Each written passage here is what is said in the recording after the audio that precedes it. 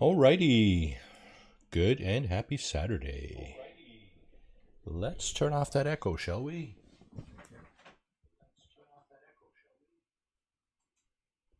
Okay. Yes, good and happy Saturday. Beautiful day here, southeastern Ontario. It's cool though. It's like it's single digits Celsius, which is probably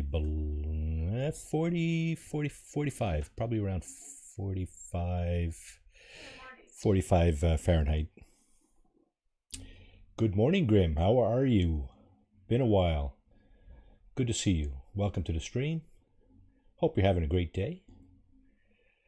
I just saw your follow on my, I guess that's Twitch, eh? Yeah. Cool. Thank you. You had a really long stream yesterday, didn't you? That was pretty wild. Anywho, let's see. Do we have all our T's crossed and our I's dotted? Well, let's push this off the screen. Baron of the Big Smoke, Ed, welcome to the stream. Cool. Holy moly. Yeah. You're a trooper for sure if you're going that long. That is not easy. Yeah, I know. I see you do you do take breaks, so that's good. You got to do that for sure. Well, you got more in yourself than I got in me, because I can't do much more than 3 hours at a time, and even then, got to take a break in between. Alrighty, let's see. Weekend Nexus Mission, eh? Is that what I said? Well, we're on a really nice planet here. Well, I mean, fairly nice. It's not, really stunning or anything, but sort of purplish, kind of lavender, kind of ground features, light bluish green sky. What's the water like? Do we see any water handy? I think we do. Yeah, the water's nice and light blue. That's, I like that. That's acceptable, I think. So, by the way, how you doing? This is our intrepid intergalactic explorer. So, yeah. I'd like to put a base down on this system. So before I do the weekend mission, I'm going to do, just quickly, I want to see if I can find a portal. And the easiest way to do that in my books is to look for, a monolith. There it is. First try. Not bad. Okay, we got a bunch of crap here we need to get rid of too. What is this mining beam stuff? Holy moly. Okay. Anyway, let's go to the monolith. There should be, there should be an icon popping up on the screen. 30 minutes? Yeah, I don't think so. So if we have any new people out on the stream out there, here's how you minimize that time. If you're looking for stuff on a planet you're on, excuse me, and it turns out to be like more than a couple of minutes away, you can leave the atmosphere. There's a little pause when you exit the atmosphere of a planet, usually, and then you can use your pulse engine to come back down to your destination.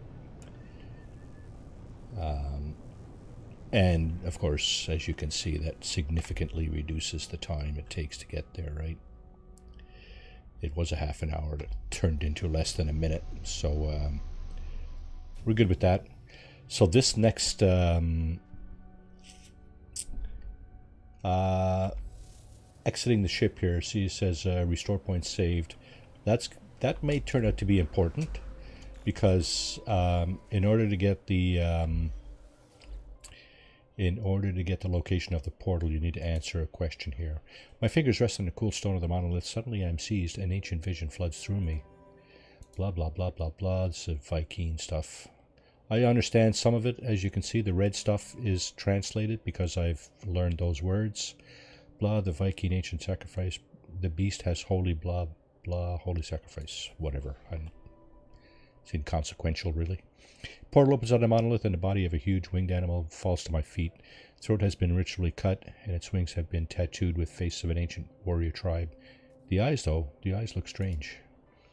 Its original eyes have been cut out and replaced with glittering red orbs. The more I look, the more they blaze. Advanced technology clearly lies at their center. Can I bear to desecrate the sacrifice for help with my journey? So we have a choice of one of two things here. Remove the eyes or bow. I'm going to bow this time. I'm going to select option number 2. And we'll see if the monolith gives us the opportunity to find a portal. The ancients that dwell here smile on my show of respect. The corpse is healed, taking flight. It nears the horizon and flares with an all-consuming crimson light. I think we gave it the right answer. As the vision ends, I find I am blessed. Vast showers of nanite clusters are gifted to me. Is that right, eh? Okay. And you have learned the Atlas word for only. So what we're looking for here is an opportunity to interact with this monolith a second time, which we do have here. And the ancients that inhabit this monolith accept my presence. They will tolerate a request. Now you see I need a Viking Dagger to be able to get the location of a portal. So if you don't have, that's on all Viking planets. If you're looking to find a portal in this fashion, you need a Viking Dagger. Viking Daggers can be purchased from landed pilots at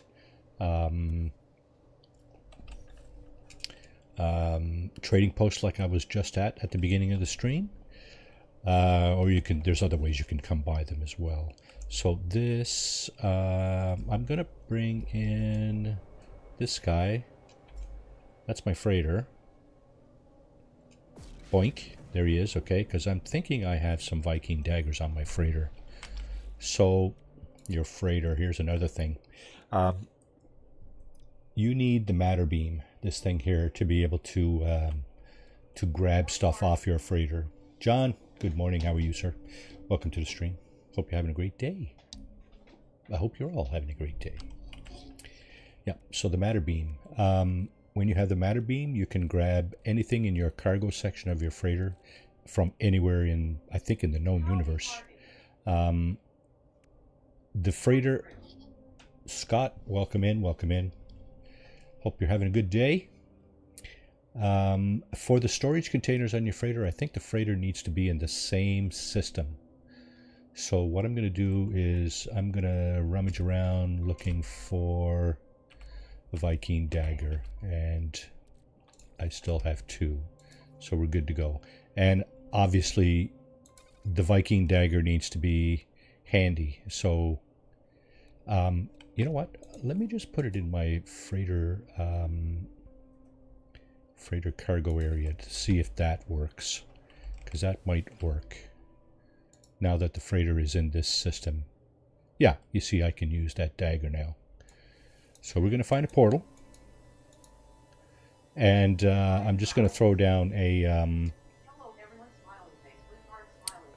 Doug35, welcome in, welcome in, welcome to the stream, welcome to the community. Katrin, good morning, how are you? Fine build you got going over there. My raid, me raid, yes, me raid. Thanks for the raid, Katrin, appreciate that. Hope you're all having a great weekend. It's a fine day here in this area. We got some sunny weather, and it's cool, but it's nice. So we're going to take advantage and go for a good walk later and stretch those Shanks ponies. Yes, I saw that on your stream this morning. Xbox, new Xbox player. Good stuff, good stuff. This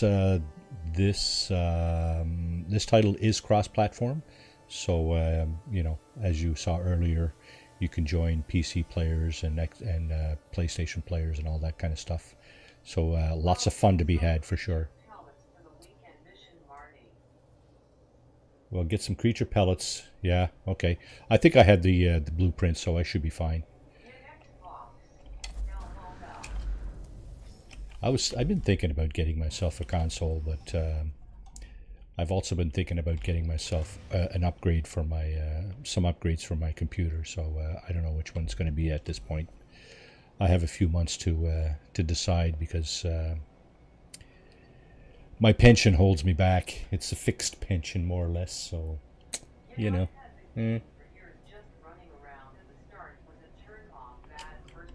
Okay, hang on a second. I gotta put that on live chat so I can see everything.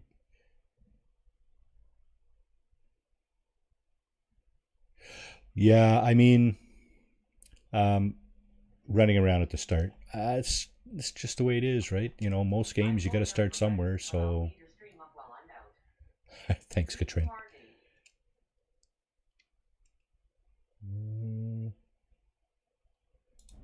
Yeah. Okay. The portal is 17 minutes away. So again, here's the trick. You just leave the atmosphere. There's going to be a little pause right there. And then a couple of seconds, and you point yourself back down to your destination. Pulse back down. Boom. Right?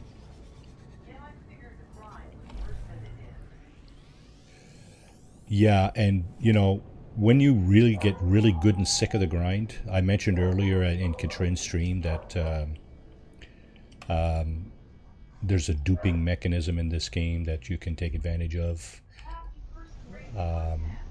Pete, welcome to the stream. How are you doing this morning? Pete's from across the pond. So here's the portal, and we're not going to tag that just yet. What I'm going to do is I'm going to put down this base. No, not that. This, yeah. Okay, now, so what I have a habit of doing is naming the portal base after the galaxy I'm in. Zuka Suzawa. And I am in Zuka Suzawa. Let's claim the site first. Claim the base.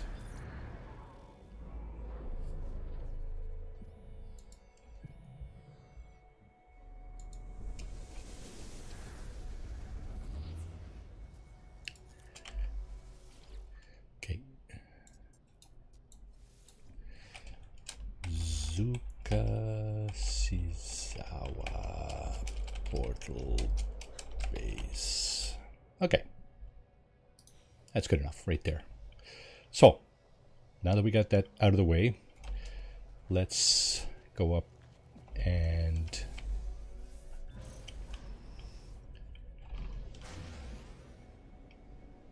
summon the space anomaly.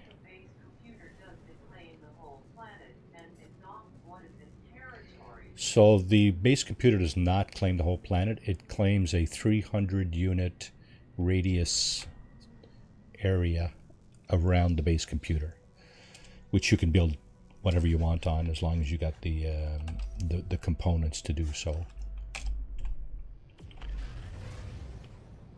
It and if you can test that,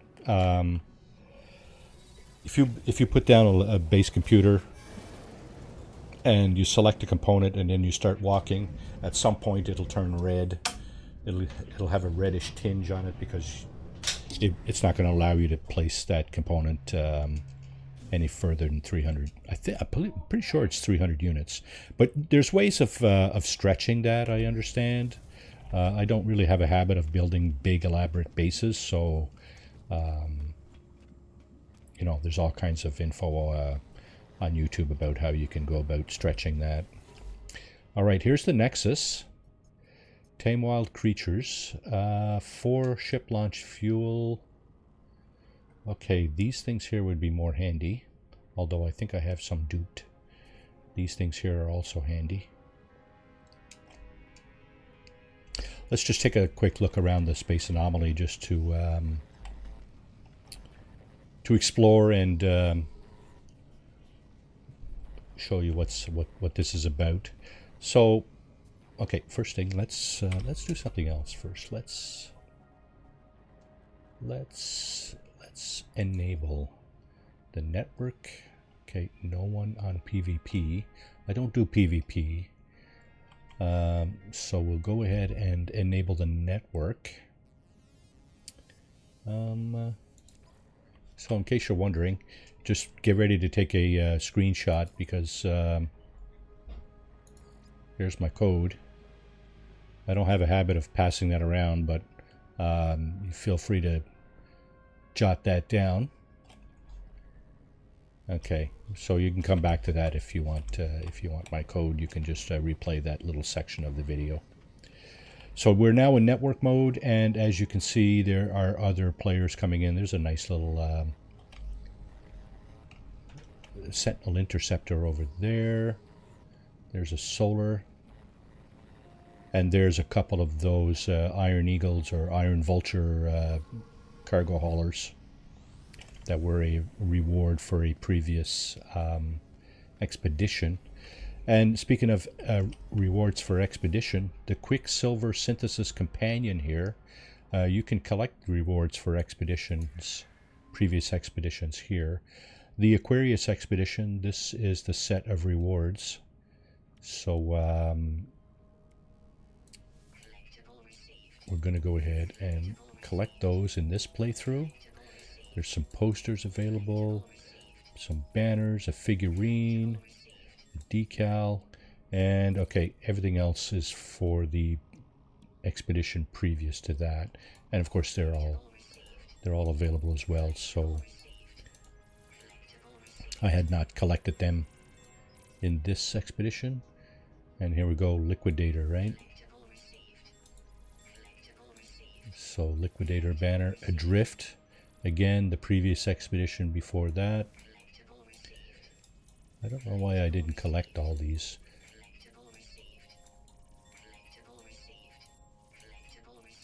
Starborn Runner. That's a nice looking spaceship. It has some really interesting perks.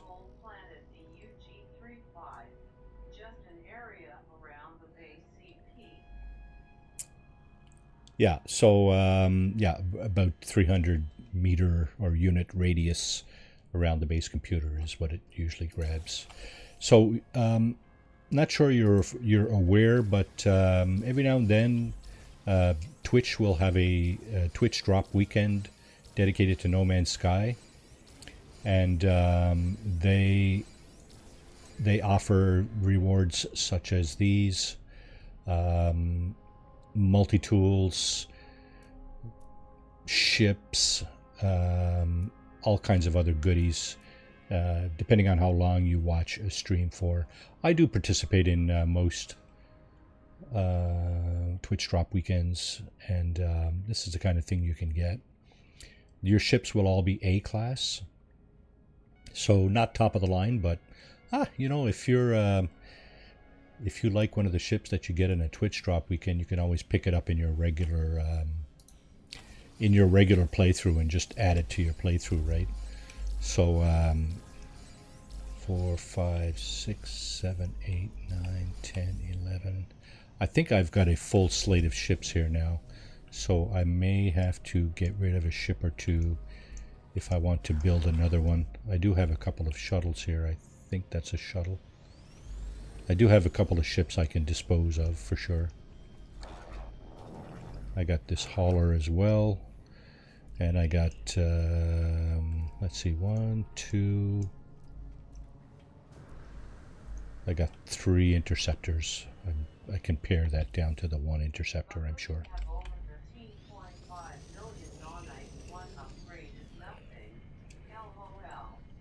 Yeah, for sure, for sure. I have 46,000 nanites, and I find, personally, the best way to get nanites is to explore planets and discover all the fauna. When you discover all the fauna on a planet, you get a nanite bonus. See up here in the top right, If I was to get all 7 creatures on the planet where I was minutes ago, I would get a 1700 nanite bonus. And as with everything else, there's stuff that you can dupe to get nanites for, well, practically for free. There's various things such as I think larval cores, hadal cores, that kind of thing. Let's see, do I have any here? I think I do. Yeah, these things I think also break down into nanites if you refine them. So yeah, there's always all kinds of ways to get around. This fella here, you can trade in your data, give data, mineral data, and various other things, and he will give you nanites as well. He only gives you a couple hundred nanites now, mind you, but you know what? 1600 nanites, better than a kick in the butt, right? This fellow over here, Ares, will also give you nanites for some data. Now, I don't have any new milestone data, so can't really give him anything at the moment. Let's see. These two guys are kind of a couple of freeloaders, just hanging about. You can have a conversation with those guys. And Cronus here is the gourmet, the chef of the anomaly, and you can submit various recipes or items to him. It depends how many you scan. Yes, you get 250 nanites per species that you scan. If you scan all the species on a planet, you need to scan all the ones on a planet to get the bonus. Though you'll get money for things that you scan, but you'll get the nanite bonus only if you scan all the species on a planet. Of course, that's the appearance modifier there. There's somebody in there might be looking to change their appearance, but I'm okay with the way my character appears at the moment. Here's the ringleaders of the space anomaly. You got Nata and Polo, and they figure prominently in the storyline. So don't forget to check them guys out. In order to get access to the space anomaly, you have to talk to several of these people. The missions pop up as you come into the anomaly anyway. Yeah, runaway mold is it's a little grindy, but tainted metal, yeah, absolutely, tainted metal. If you have the wherewithal to. Yeah, so Ed there, Old Explorer, is your expert on scanning fauna. I have. Where do you find that out? I think it might be under catalog, but I'm not exactly sure where to find that.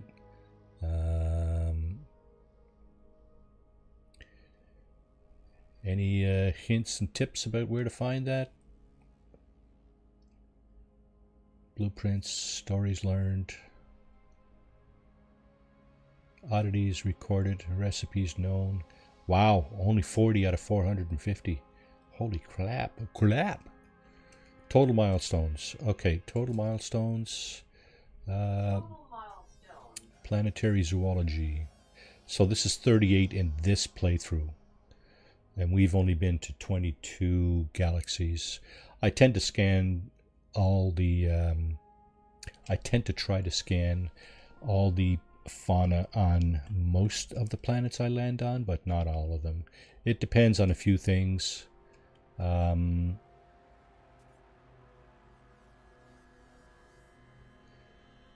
So I guess this is what we're looking for here. Is it planetary zoology? Yeah. Total milestones. Well done. Well done, Marty, sir. Total milestones. 81. Yeah, I think that's just for this playthrough, though. So I've got several other playthroughs that have a lot more hours than this, but this is my go-to. This is a, by the way, this is a permadeath This is a permadeath playthrough, so I have to be somewhat careful. If I die in this playthrough, the game's over. I have to start over again. But I may, if that happens, I may start at the next galaxy. I'm not gonna. Well, obviously you start at Euclid. Everybody starts at Euclid, but I may hop to the 23rd galaxy just to cut out all the rest of the shite that I just went through in this playthrough. Yeah. Okay. So these guys are the vendors here. They have, in order from left to right, ship technology, exosuit technology, multi-tool, and exocraft technology. And of course you got your building parts over there and some other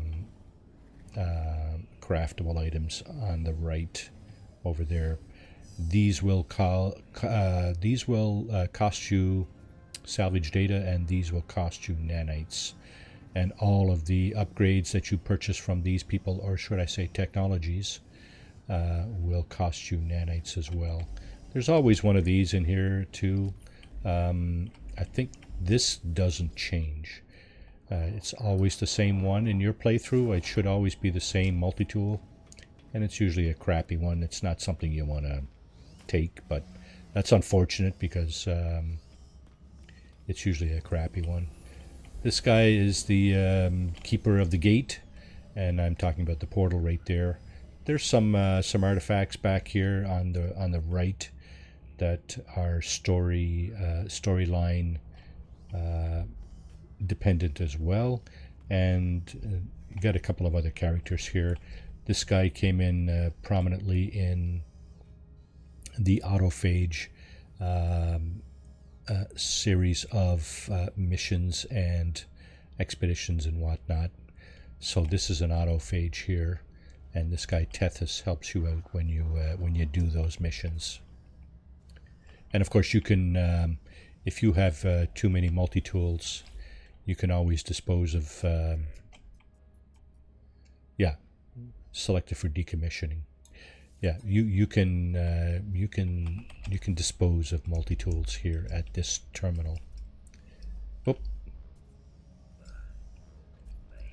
where am I?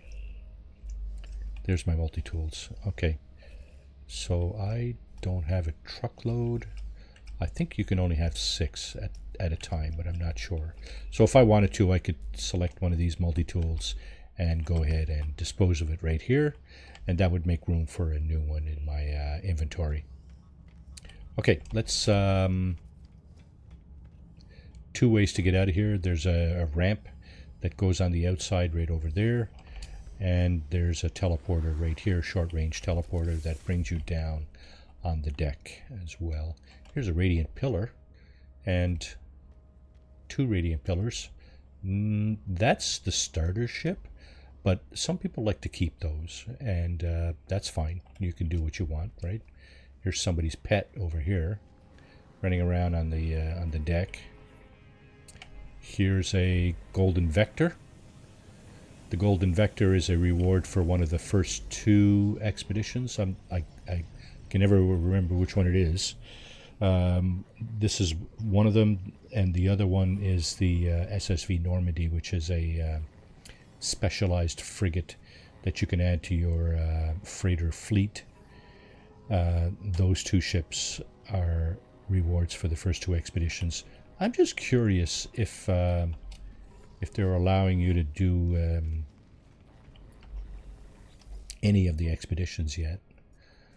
So yeah, okay. Looks like we only have the current expedition that we can do through this console.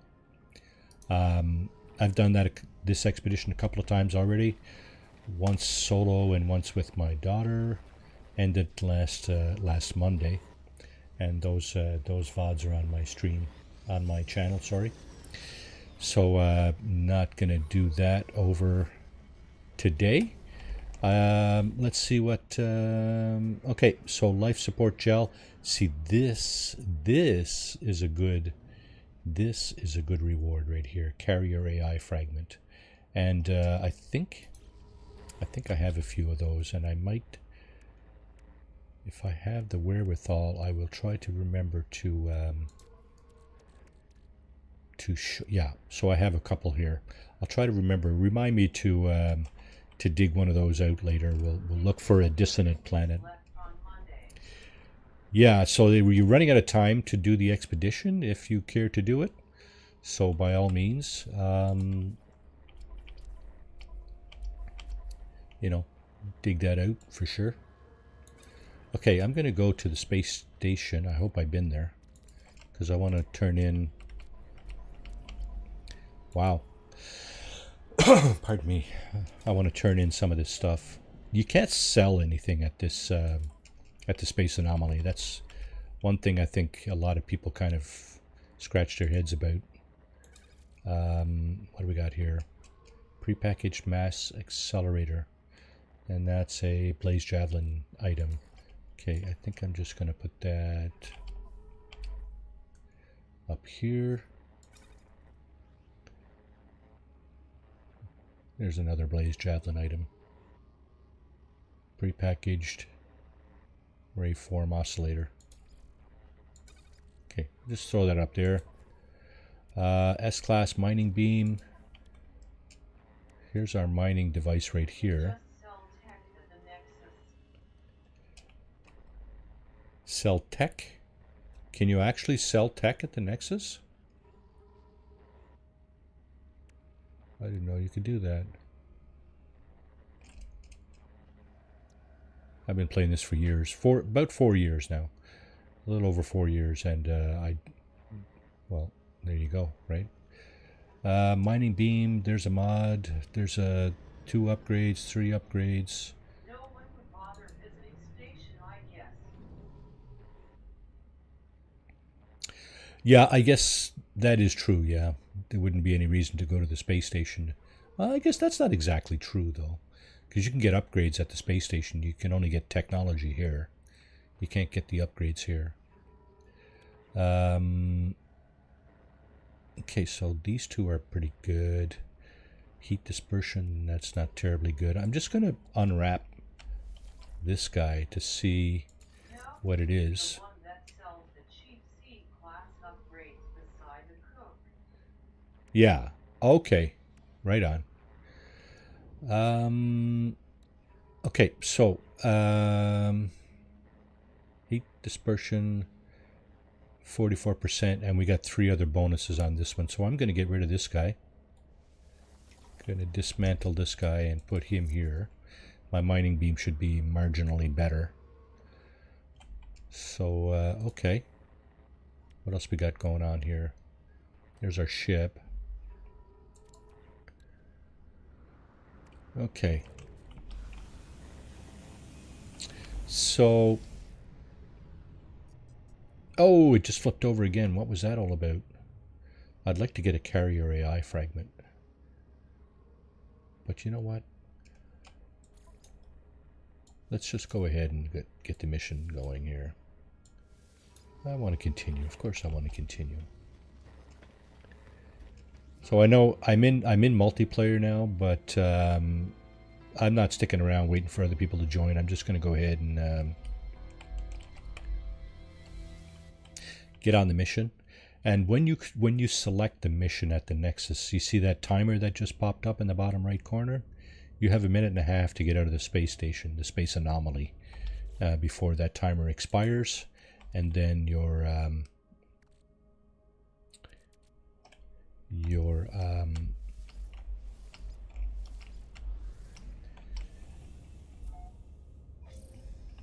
mission will abort if you don't get out before 1.5 minutes expires.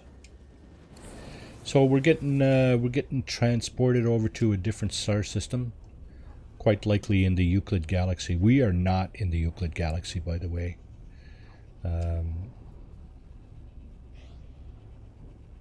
Just to confirm, I think the Nexus weekend mission is always in the Euclid galaxy. And what do we got here? Supercritical. Okay, that's irradiated.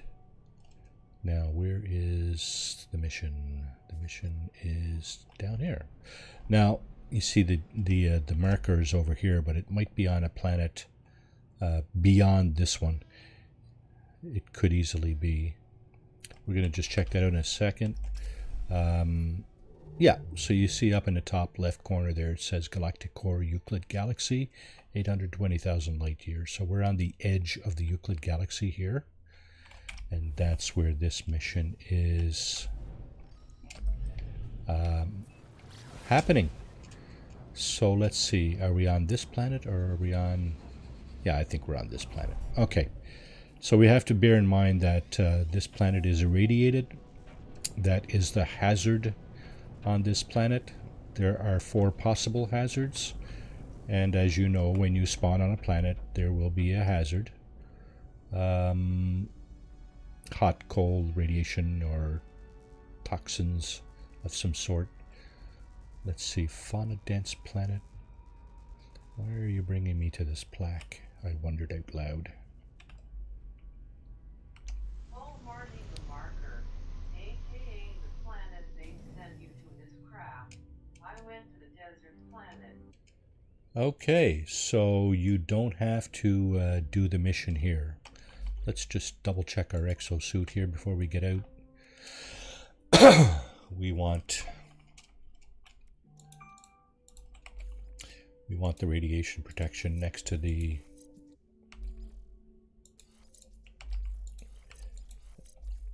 hazard protection, like so. We're going to charge our radiation upgrade, and we should be good to go.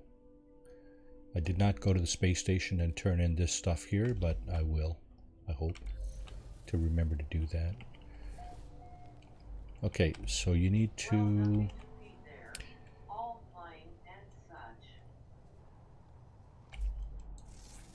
Oh, is that right, eh? So I may be better off going to a different planet, right? Is that what you're saying?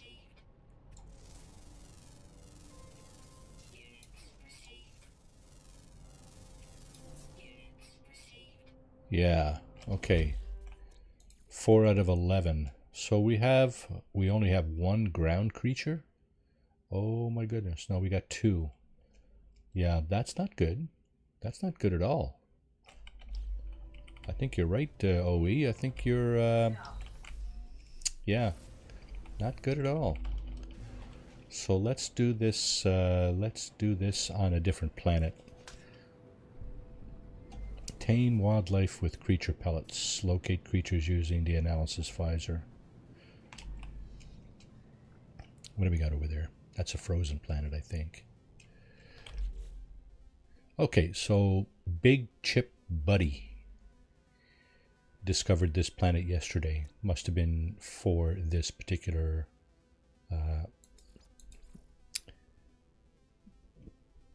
weekend mission. So this is the planet I'm looking at right here, Enley, and it's cold. Frost crystals, dioxide, that's how you tell.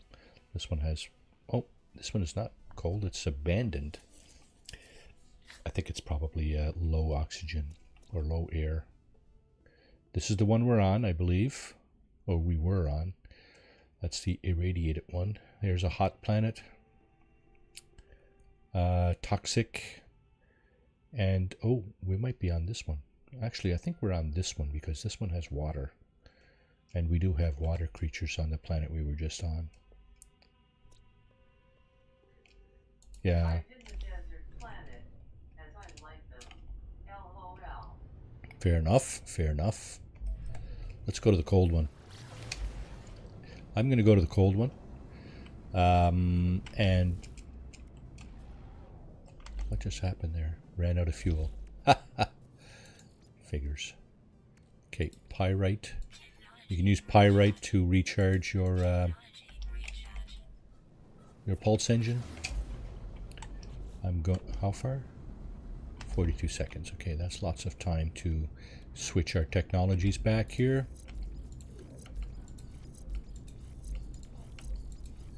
We're going to recharge this guy. And I think we're good to go.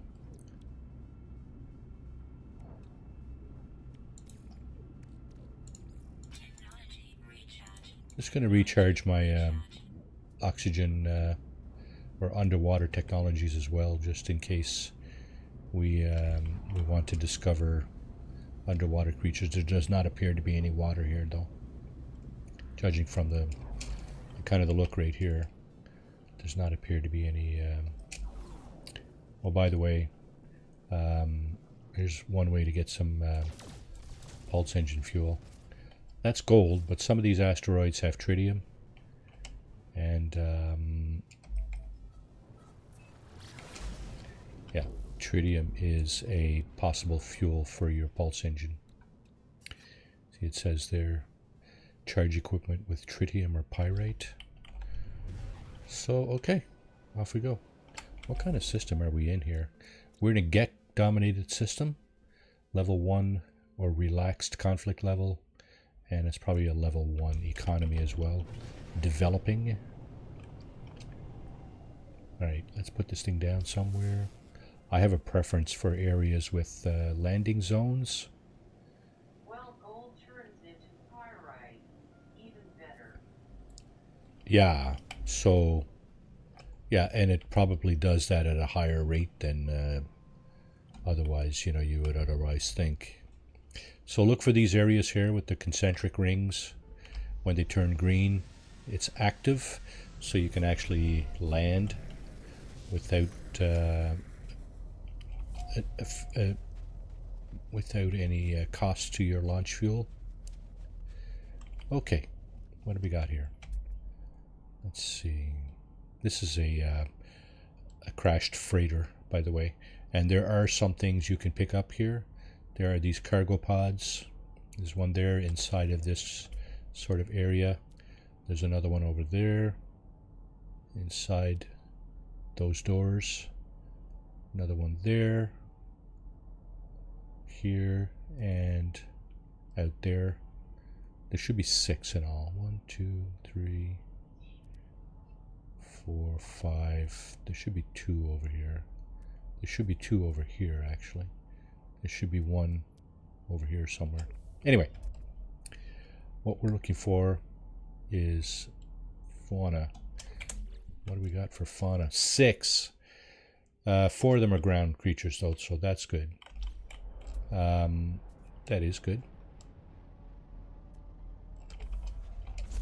Let's just go a little farther afield here just to see if some creatures will spawn. And of course, feel free to scan all kinds of stuff, rocks, minerals, plants, etc. Scan to your heart's content. You can even scan the hazardous flora. I just heard something.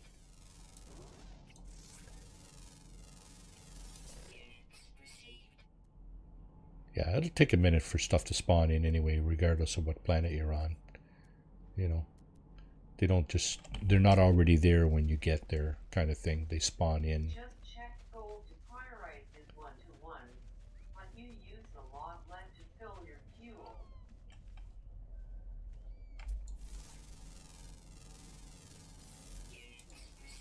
There's a creature right there. More right here. That's 3 different creatures. So what I like to do is I just like to stand back and throw pellets out there and see what happens. So 44 creatures we need to tame. And we just got 3...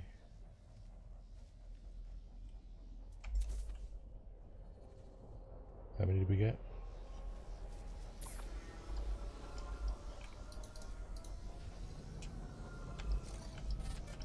5. Okay, that's a good start.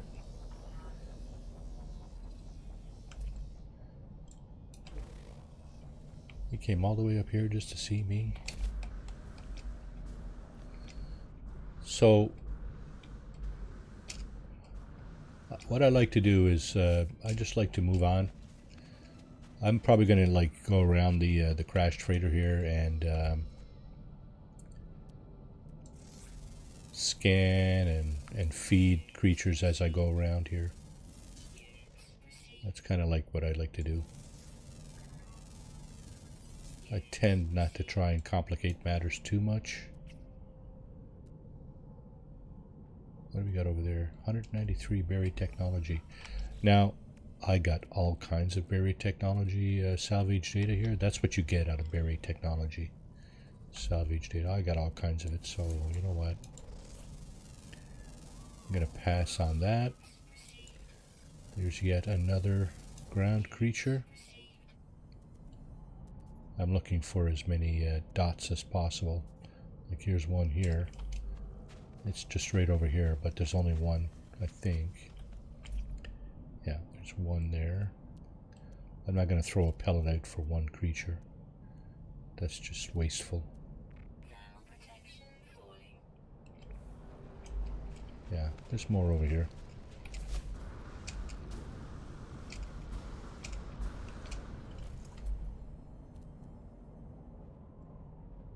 One there, two there.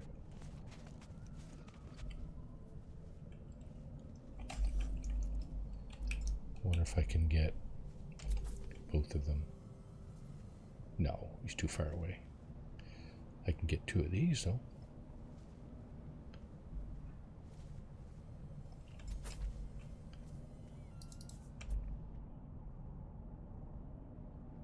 I think, did I get all the, no, I'm just missing one. Uncommon flying during the day, so it's up here somewhere. It's in the air, of course. And let's see, uncommon should probably pop, but we'll see. You come, no, don't be running around after me looking for more food.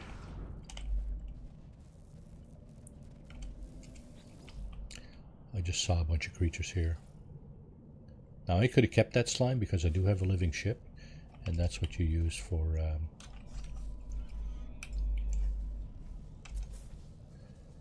there we go.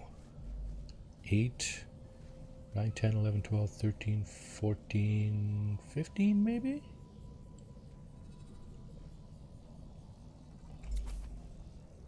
Yeah, I'll spend a couple of pellets for you guys for sure.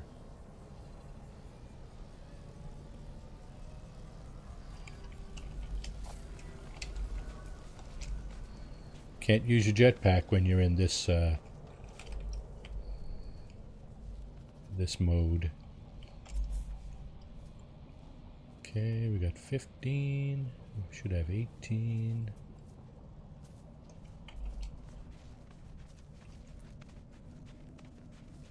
Oh, he's going to get some too. Get some! Alright. 20. Almost halfway there. This is sodium. These are sodium rich plants. Gather those.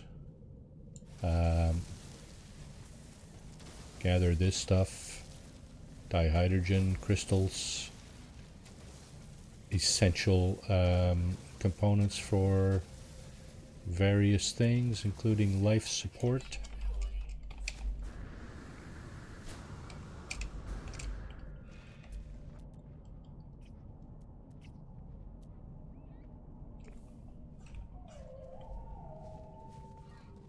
Okay. I just given you the critters and tossed out a pile of pellets there, Chief. LOL. Yeah. There's a number of things you could do here, right?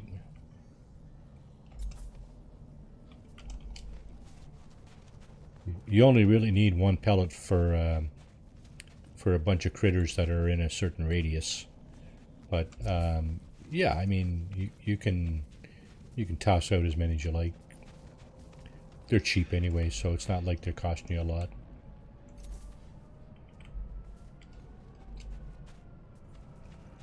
Yeah, this planet has more than enough creatures on it. So these little red plants here, they have oxygen. Yeah. Yeah, where's my boat? Over there, eh? Where's my boat?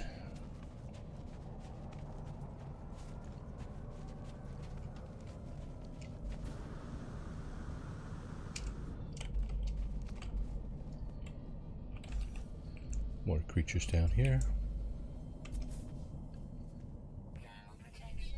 Yeah, I think that's going to do it, actually. There it is. Feeding complete, mission complete. Perfect. Look at you guys. Go get him. Go get it. Go get it.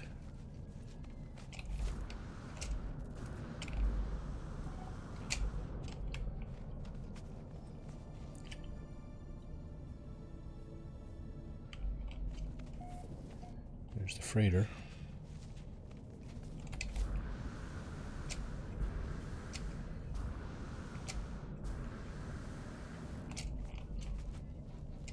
Oh! Just fell right through the surface there. That was weird. Okay.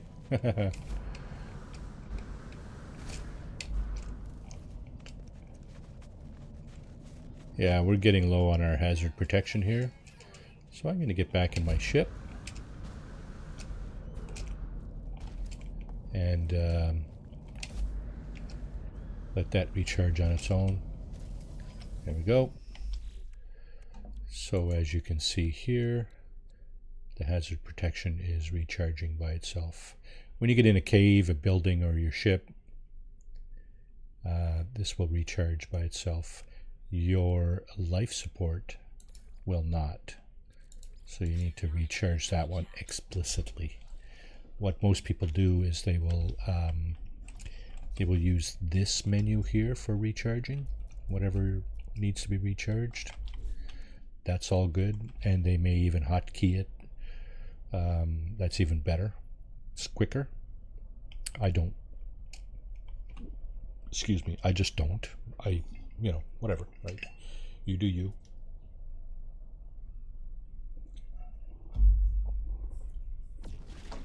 And okay, let's see. Where is the mission?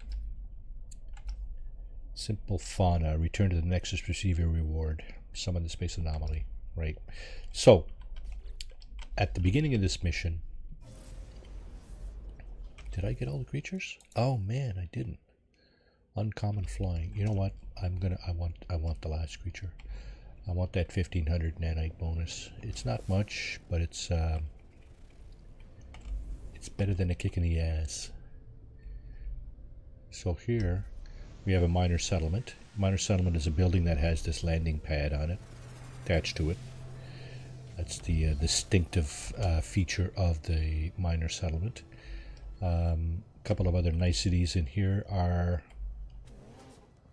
the this thing. What do you got in the box, boys? Okay, so you will find a multi-tool in the minor settlement. You have the possibility of getting a really good one, or not. You will find, you will not always find one of these in there. You will find plants that you can get some carbon out of. Not much, but just a little bit. Maybe all you need to recharge your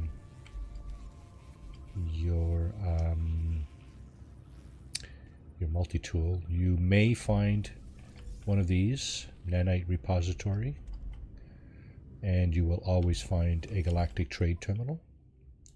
So we did have some stuff we wanted to get rid of. There's something there. What else did we want to get rid of? This.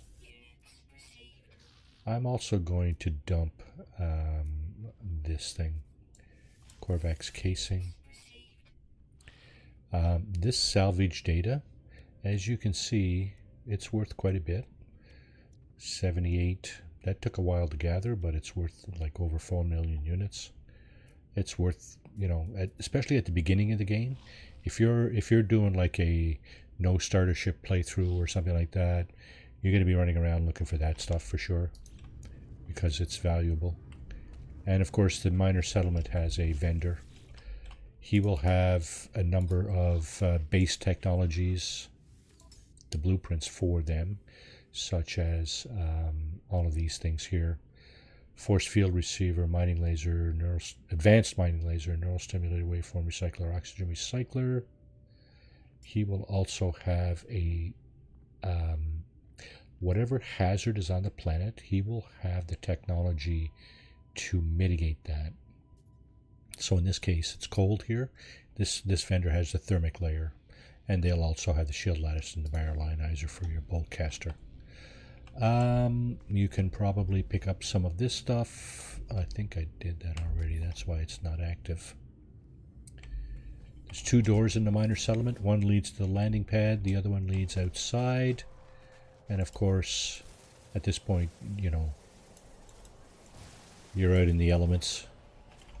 But you will quite often see some of these shelters near your buildings, whether it be miner settlement or otherwise.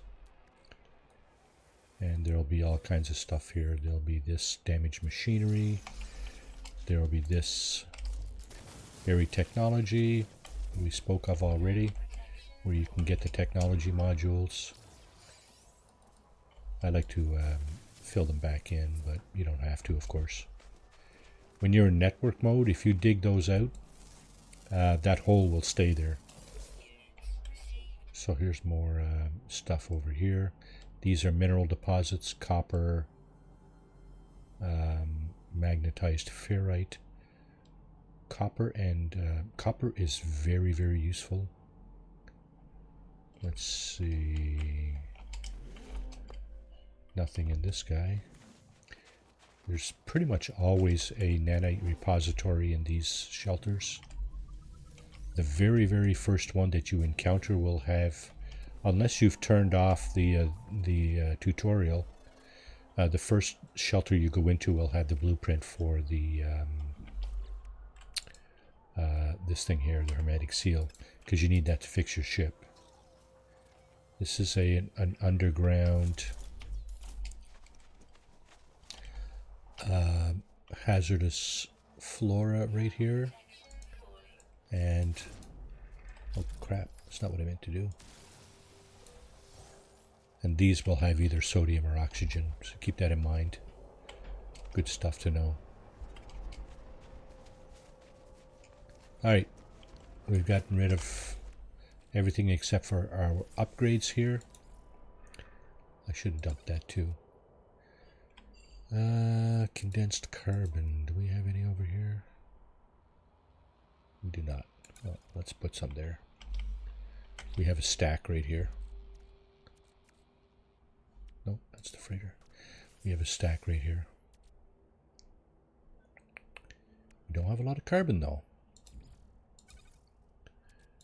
Okay, that should go up here for sure.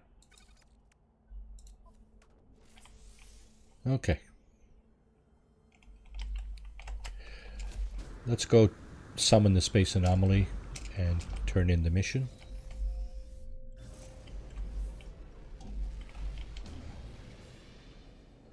So when we first started the mission and we came out of the space anomaly, we got teleported to this system, and we were not in the Euclid galaxy when we started. We are now. So what we need to do, of course, is summon the space anomaly from here to get back into it, right? Now, John mentioned last week or the week before that we could choose to stay here when we get out, or we could choose to go back to our original location. I was vaguely aware of that. Okay, I'm just going to go up here and corroborate what OE mentioned earlier, that this guy here would buy my technology for nanites. Let's see. Purchase upgrades maybe. Basic selection. Yep, look at that. There's a sell menu. So we don't need that. We don't need that, we don't need that, and we don't need that. There we go. This guy will buy your technology. Cool. Let's go down to the Nexus and turn in the mission. I don't think there's a timer at this point. There's only a timer to start the mission. So here we go, complete the mission. And we'll get our Quicksilver. For the weekend mission, it's 1800 Quicksilver. And we got a couple of other items there, 12 life support gel.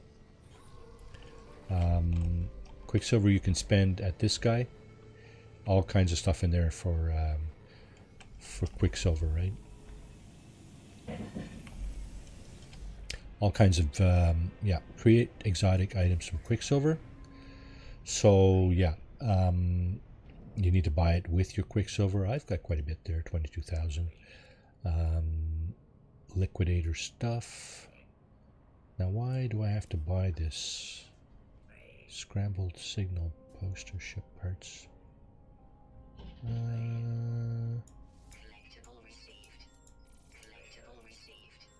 Okay, now these are all available, having done that.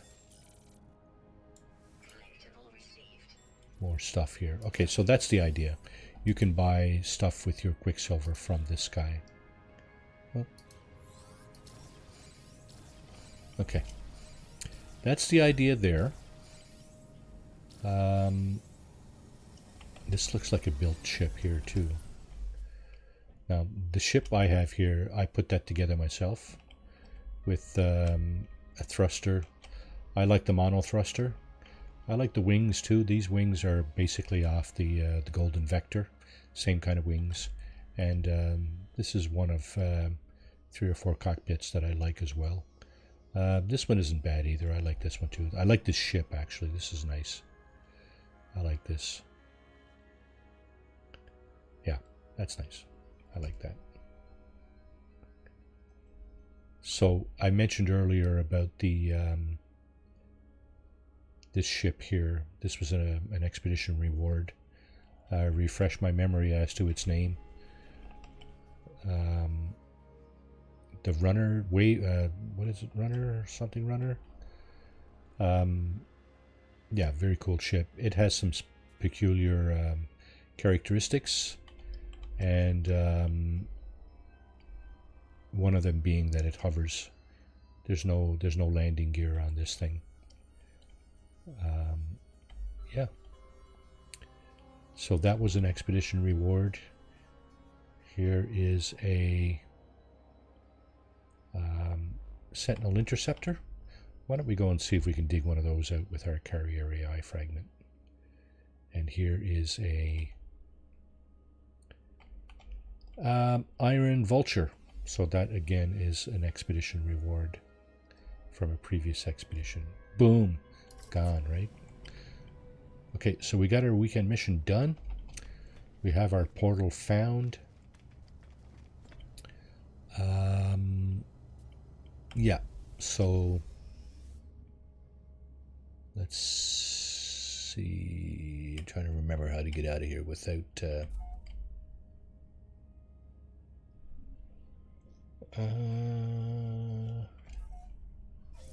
no.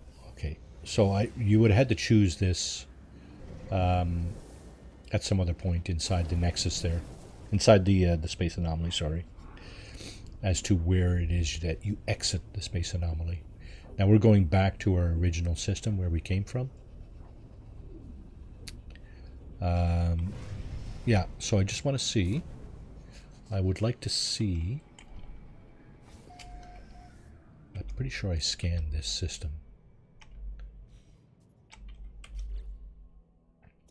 Yeah, okay. So Bountiful, that's the planet we're on. We have a base on.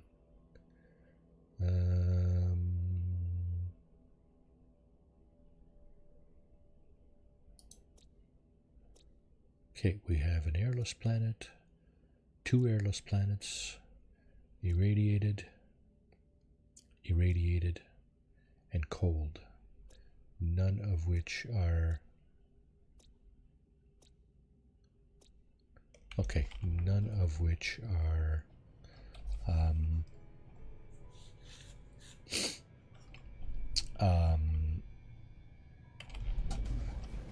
dissonant. Oh, that's not what I'm looking for. I'm going to go to a dissonant system, but first I want to make sure I have space to gather another, to collect another ship. Space station proximity. What? Oh wow, is it really just right there? Holy clap!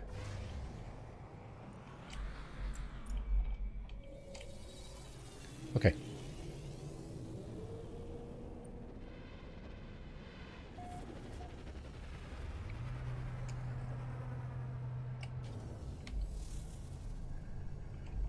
So, this is something you never used to be able to do. Swap ships inside the space station. Starship is critically damaged. So I would have needed to bring those in the anomaly to fix those in order to be able to bring them here. Here's one of the interceptors that I have. It is an A class.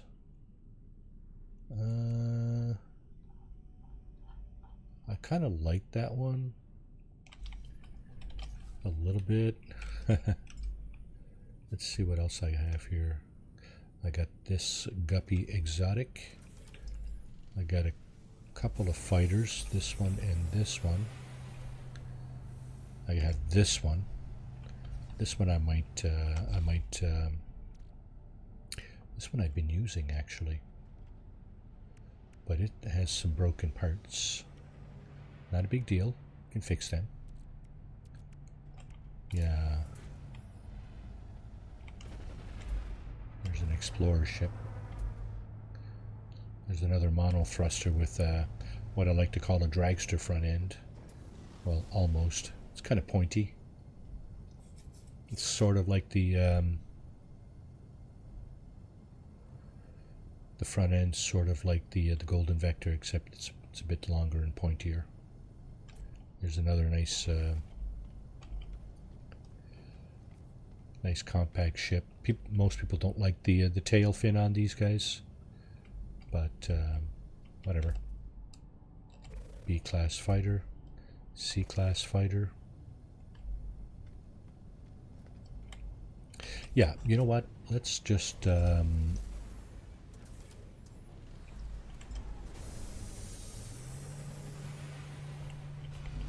think I may need to take a short bio break here.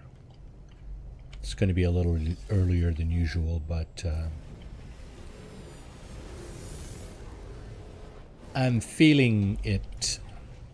Okay, so before we take that break, let's see if we can find a dissonant system where I can demonstrate the carrier AI fragment. That's a pirate system there. You can tell by the skulls. Here's a dissonant system. It has 4 planets. Let's go there. And I'm going to take that break right now. And when we come back off the break, it's going to be 2 or 3 minutes, long enough for me to do my thing. Okay, so 2 things. When we get back, we'll do this freighter battle, and then we'll go ahead and dig out the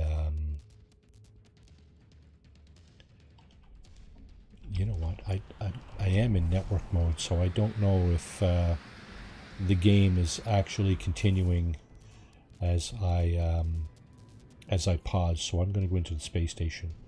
It's probably going to negate the freighter battle, but I don't want... This is, like I said earlier, this is a permadeath playthrough, and I don't want to make a mistake like that and leave the ship out and have it destroyed and end this playthrough prematurely. So I'm just going to go ahead and pause right here, and we'll be back in a few minutes after the break. So refresh your drinks and snacks. Use the facilities if you have to. Smoke them if you got them, if that's what you're into. And I will be back momentarily. Thank you for hanging in there, folks.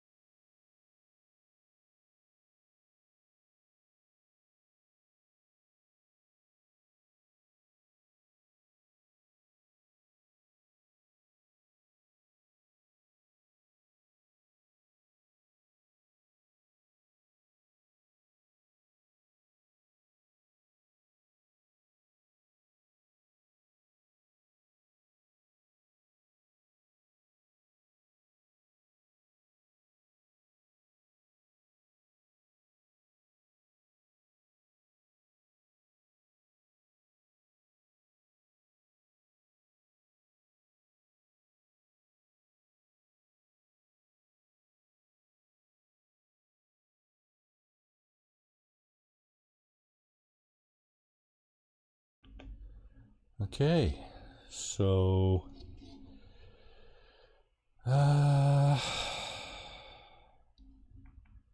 okay, we're back. There's my daily contribution to the captain's log. TMI, I know. Sorry. Apologies. All right, so let's see. We are in a dissonant system. It's a Viking system. It has a level 1 conflict, so peaceful. And comfortable economy. Yeah, level 2 is comfortable, I guess. Let's see if that battle is still waging over there. Before I do that, though, I just want to check one thing. Yeah, we do have an S-class freighter, so it's not like we're, you know, we're looking to upgrade that. Now, because we have our feet on the ground in this space station, we can come back here. Is this the dissonant one? It is. Wow. The big ring planet right in front of us. It's the dissonant one. Is that battle still waging? Where are those ships? Can't even see them.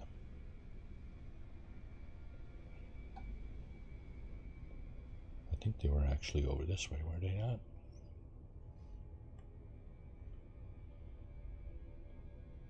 Yeah, don't even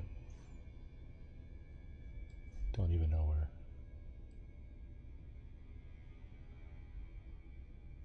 Well, that's neither here nor there. I wanted to demonstrate the carrier AI fragment. So there's multiple ways to get a Sentinel interceptor.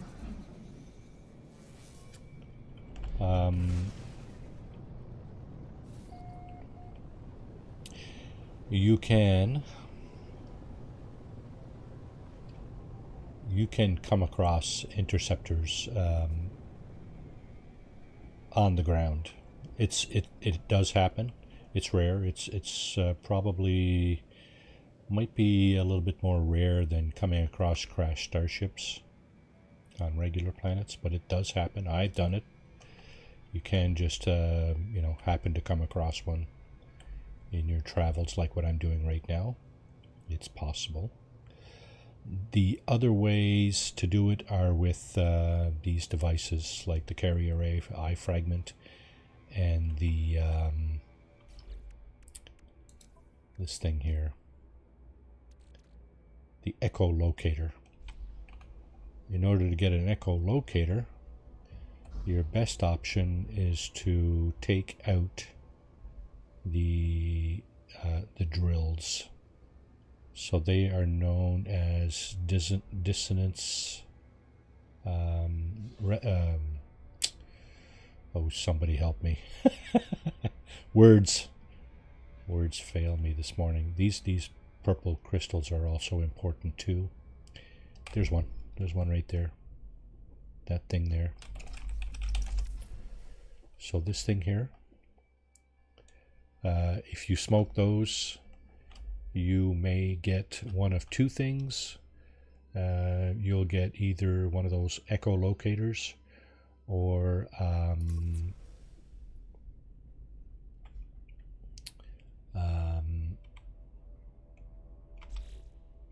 one of these things, inverted mirror. And you need inverted mirrors too to dig out your interceptor. So what we're going to do is now as I mentioned, the carrier AI fragments. There's a couple of ways to get those. You saw one in the space anomaly was a reward for the daily mission. Now I was hoping that would cycle over onto the to the weekly mission, the weekend mission, because those rewards, they do cycle through.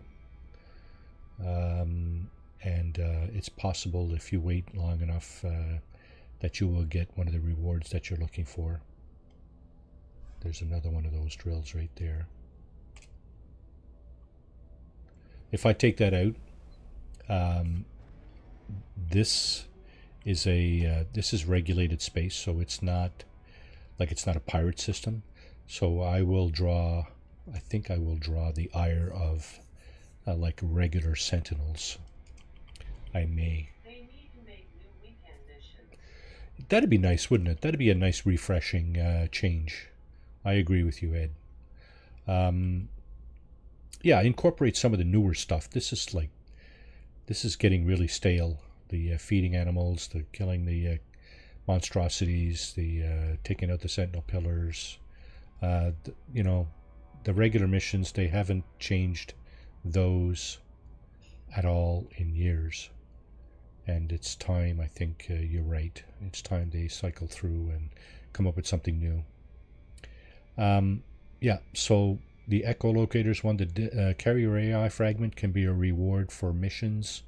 You're probably more likely to see them in pirate systems. So I think Katrin this morning showed you a pirate station, an outlaw station, I think they call it in pirate systems. And yeah, you're probably more likely to get a carrier AI fragment as a reward for missions in there with the bounty hunter. So here, what we're going to do is we're going to actually trigger one of our carrier AI fragments. And just two things. The echolocator, so that's this other thing here. Well, even at Kill Monster Cities, I have never had as a weekend mission that I can remember.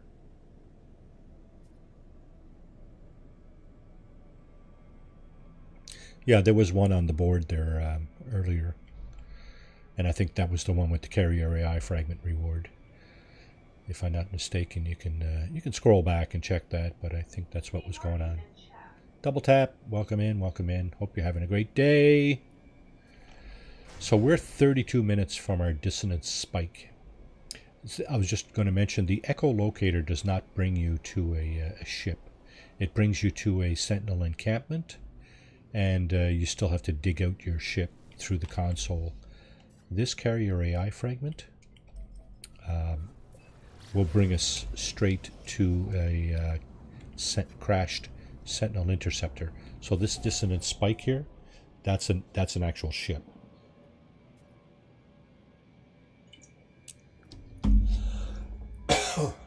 Pardon me.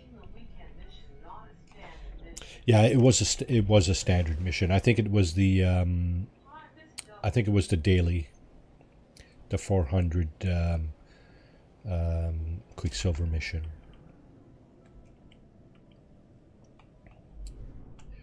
All right, so there's our interceptor. Nothing spectacular about this one, but it is an interceptor. There it is. So what do we got here? Oh, by the way, I don't know if you've folks seen that, but I found a couple of S-class interceptors recently, and I did put videos on my channel about where to find those, including the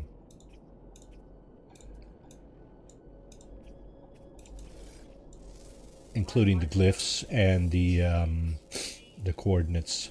It's funny because one of the viewers mentioned, yeah, you should have put the glyphs and the coordinates, and then I went through again, and of course you can see the glyphs and coordinates on the video, but I added them to the description after, because with timestamps, and it just seems easier to find once you know all that stuff. And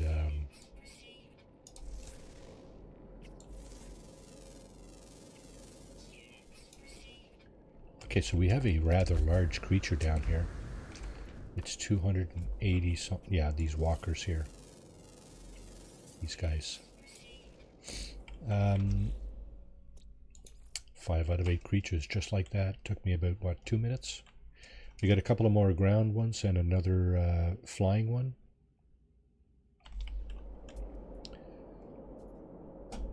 So, yeah, we'll keep an eye out for those. There's something over there. Oh, look, it's zebra something or other. It's called a galubia, biological entity. They look kind of like zebras. I want to rename it. I've never renamed an animal. Actually, I've never. I don't actually. I shouldn't say that. I don't recall ever renaming an animal. It's just not something I do. there's the other land creature over there. I think it's beyond the hill there. Oh, wait now. There it is. There's one there. Okay, I think we got all the land creatures. All we got left is the uncommon flying. This will be a quick, hopefully, a quick scan. Wow. They're not always this quick, trust me. However, there are only 8 creatures here. Some planets have twice as many. Very few. It's usually 8, 10, 12. But the more creatures, the longer it's probably going to take you. And the more creatures, the likelier you will have of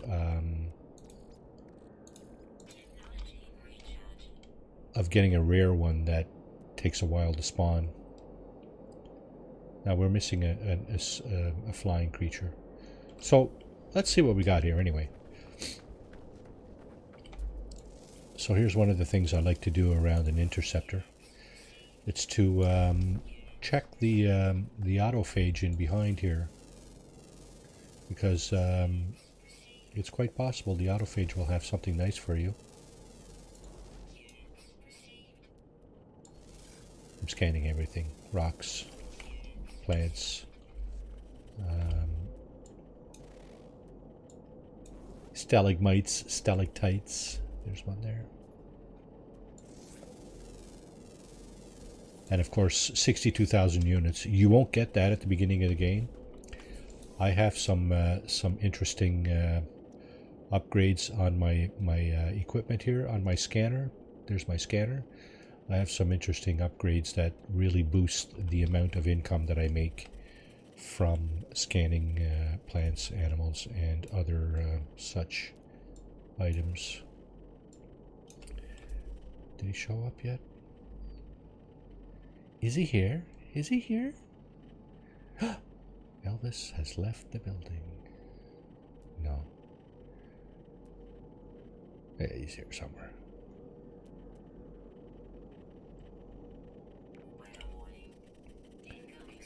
Oh, like we're not getting beat up by the heat already.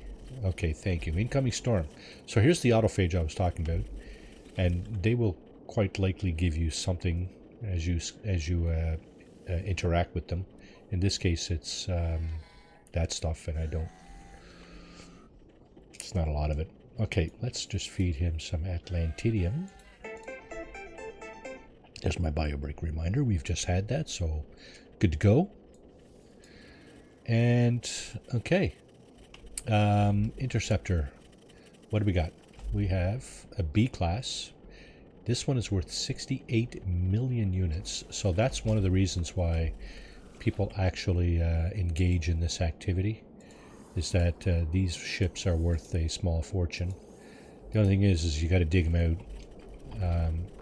So those 3 items, 2 of them are kind of gifts. Let's see, 2 of them are gifts. Yeah, this is kind of a gift. Salvage glass. That breaks down into something else. So in our case, it's a Viking effigy. Now, our freighter is not in this system, so we don't have access to our containers up here. But I will dump this in my freighter's cargo area, because like I said earlier, when you have the matter beam, this thing here, you have access to this cargo area anywhere, period.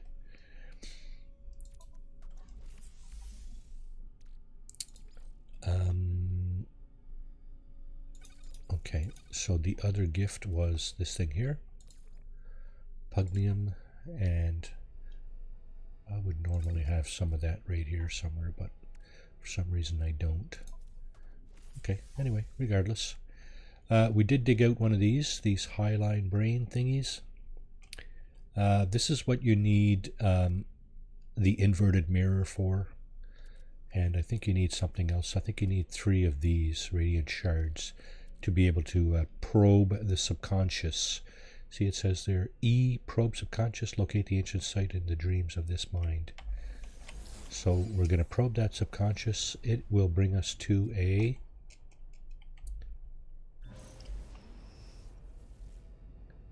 bring us to another location where we can fix that brain.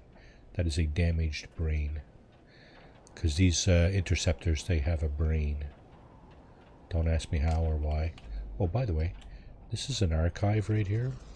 This is kind of a supersized version of a minor settlement. It has, I don't know, 5 or 6 landing pads, and it's got a vendor. It's got a galactic trade terminal. It could have a number of inhabitants as well, kind of just walking around and stuff that you can converse with, and so on and so forth. So here is our monolith, and what we're looking to do here is fix the brain. Ancient sight stirs as I approach. Stone screaming against stone. Warmth radiates from the highline brain within my pack as though in response. The mind of the ship child is interlocked with the hive. Current instructions seek and eliminate anomalies and mesh archival sentience with surrogate entity. So we present the brain that we picked up. I fumble with the ship's brain, almost dropping it as it glows unbearably hot in my hands. The pain radiates far beyond my hands at an unearthly heat, a heat that melts glass. So we're going to get our brain, our fixed brain back. Its circuit shifts and then grows still. The brain seems to accept my presence now. So there's the harmonic brain that we got back for that little transaction. We can certainly gather some of this knowledge as well here. These knowledge stones, yeah, may as well, right? We're here, so... Oh, what did I just see here? Plants that I haven't scanned. More, that's cave plant there. And there's a frigate on some kind of mission, probably. Yeah, that's an industrial frigate there. So that's something you can do with your freighter as well, as gather a fleet, send them on missions. They will bring you back loot, all kinds of goodies, including possibly a carrier AI fragment and other such stuff. Very useful frigates and frigate missions. Okay, we fixed the brain.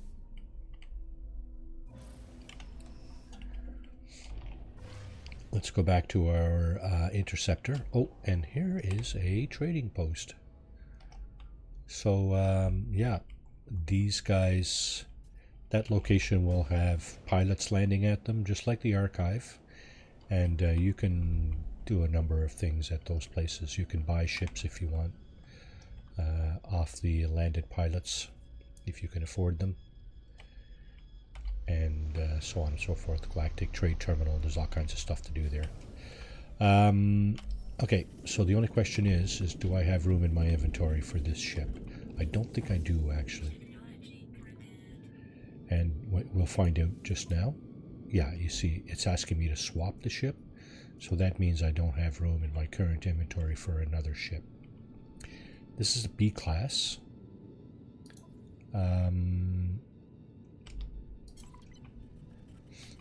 What I can do, yeah, you see, I can't summon my,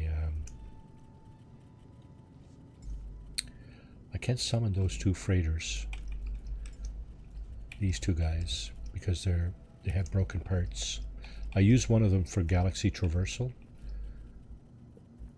What about this guy? Can I get this guy in here? Yes, I can. Is there anything in it? No.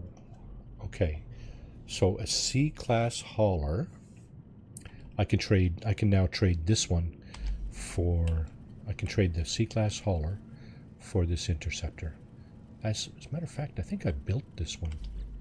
I'm pretty sure I built this ship. Big baller hauler, right?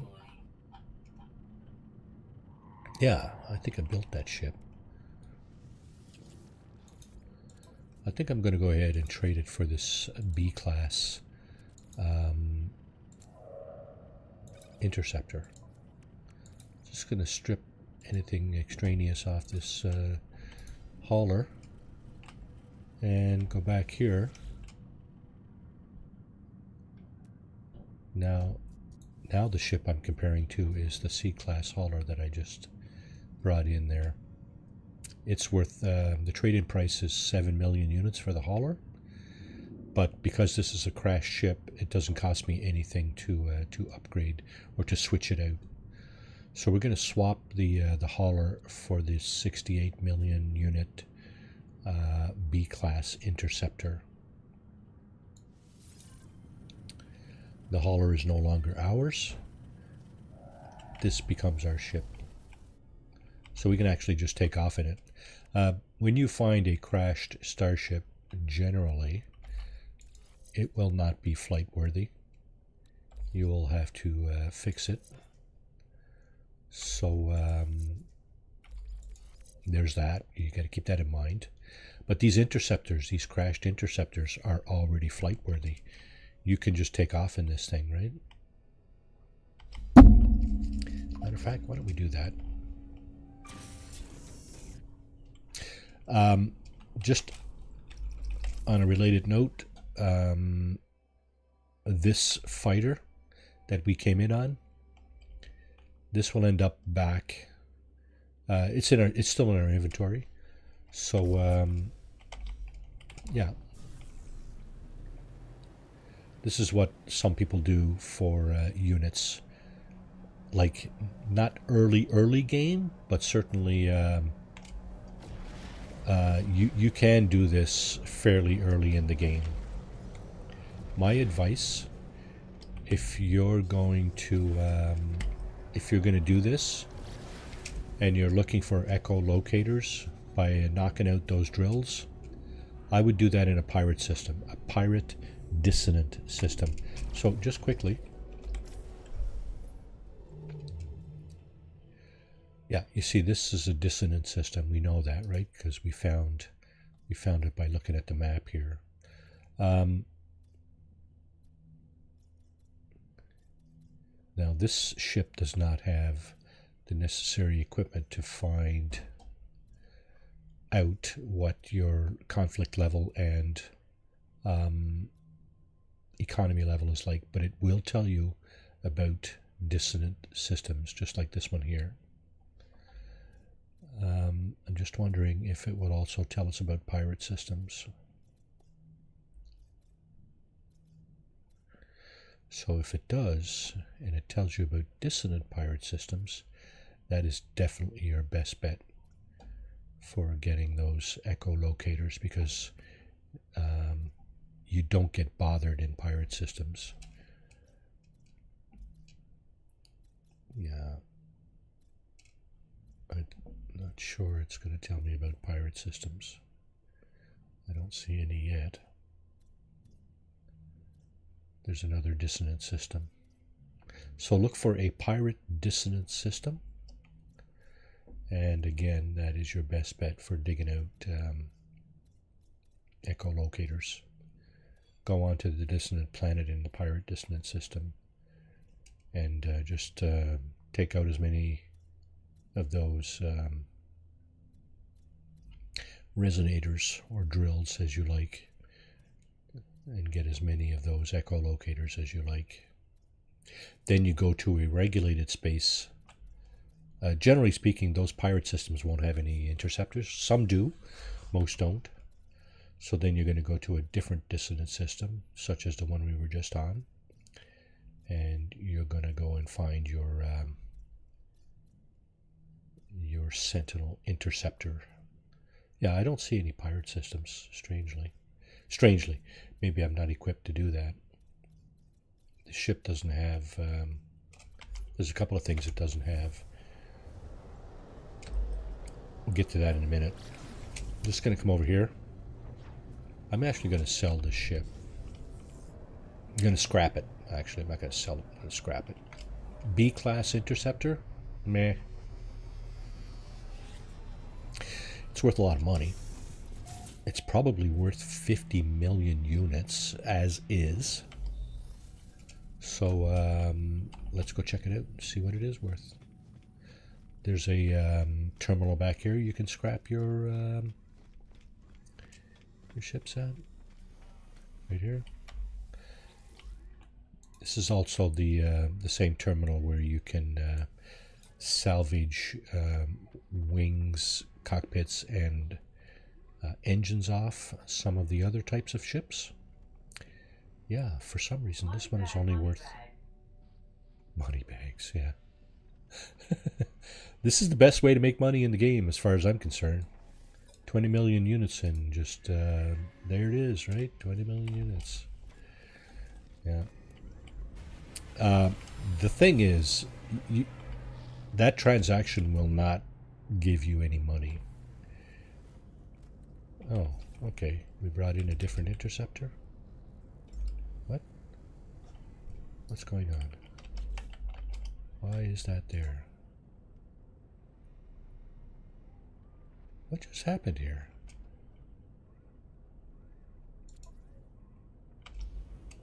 What just happened here? That's my fighter. Looks like something is glitching out.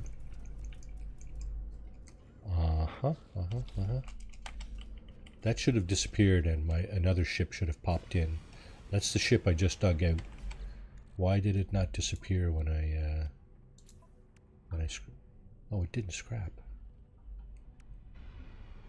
What? How come it didn't scrap?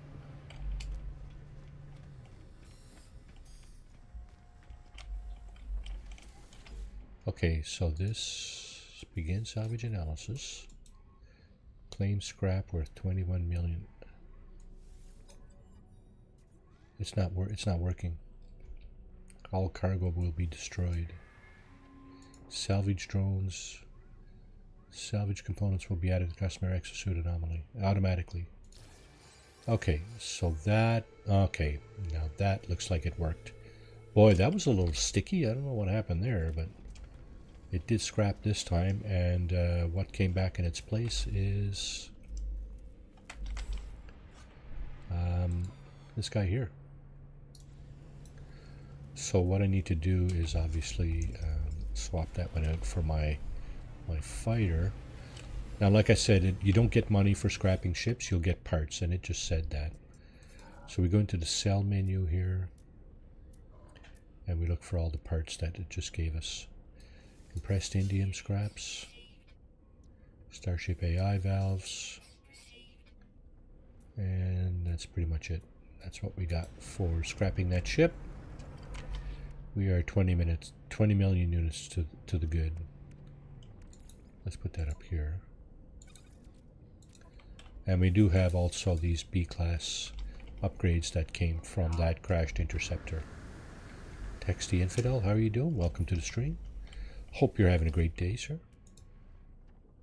Okay, we don't need that. Of course, the space stations are also a good place to possibly pick up a better multi-tool. What I'm doing here is I'm just selling those two B-class upgrades. Yes, sir. There's one on the other side as well. And an A-class with a scatter blaster. That's a nice one. So at the beginning of the game, if I came across something like this and I could afford it, and basically it costs, wow, this one only costs like 300,000 units, I would jump on that. Yeah, I would absolutely jump on that. Okay. Let's go back to our portal. Your bases. I do have a settlement here in this playthrough. There's my freighter. There's the original base. This is in the second galaxy. I didn't have one in the first galaxy because this is a continuation of a playthrough I started before Christmas. It's called the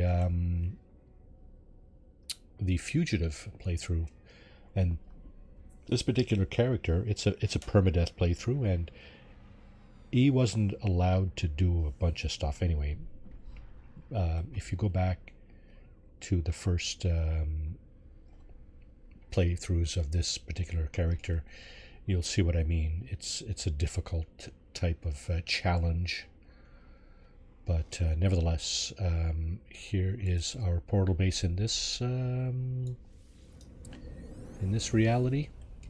So we're going to go here, we're going to finish our base, and then we're going to transport a little bit closer to the center of the galaxy.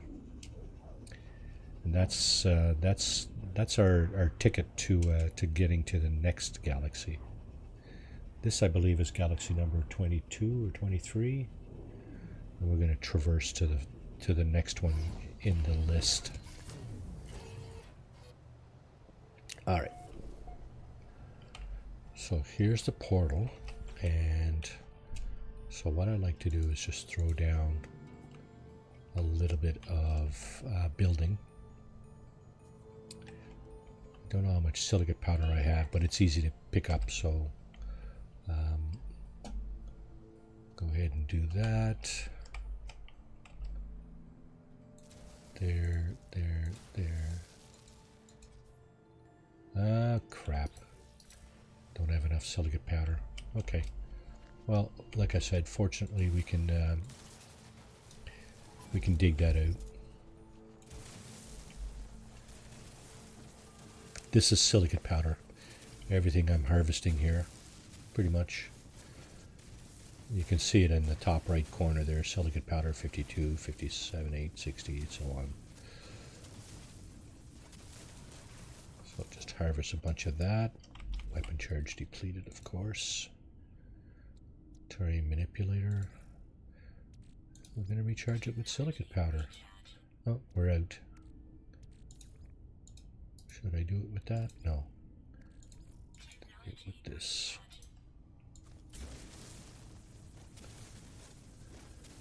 Let's do that all over again. Okay, so we're just going to build a very simple six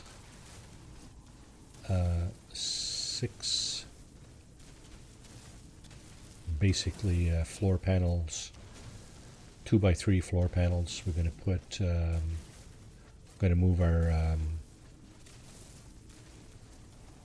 base computer inside. We're going to put a save button and perhaps a galactic trade terminal, because we have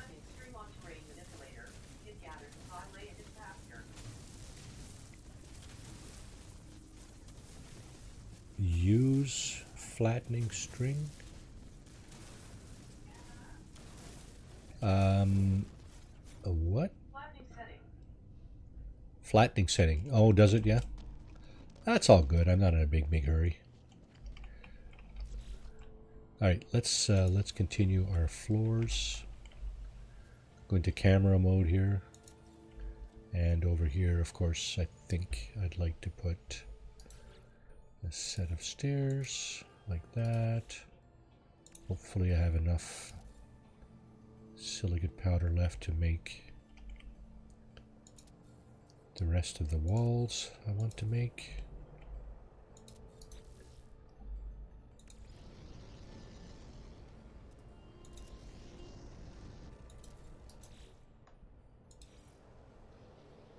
I'm missing ferrite dust. Okay. Ferrite dust. Shit, it's not that one. I need the mining device. Here's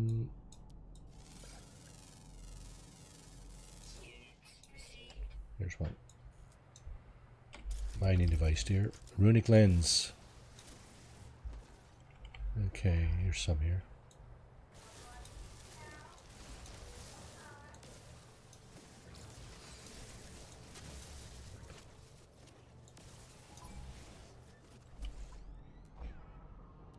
Of course.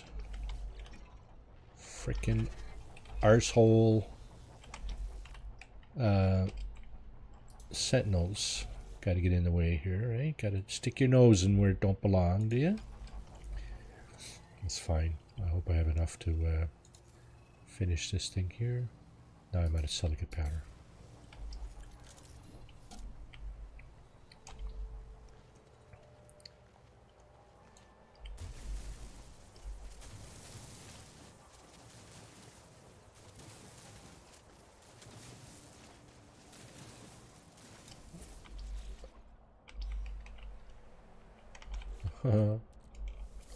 There we go. A little bit more. I think I might make my roof out of something else. Especially if it takes more of this stuff. Yeah, it does too. What does it take for this? More ferrite dust. What about this guy? I think it's carbon. Yeah. Oh, it's more ferrite dust too. How much ferrite dust did I get? 125. Let's see how much farther we can get here. So I did have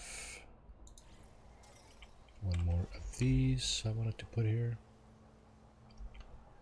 There, then a door here, and then we'll get the roof panels up.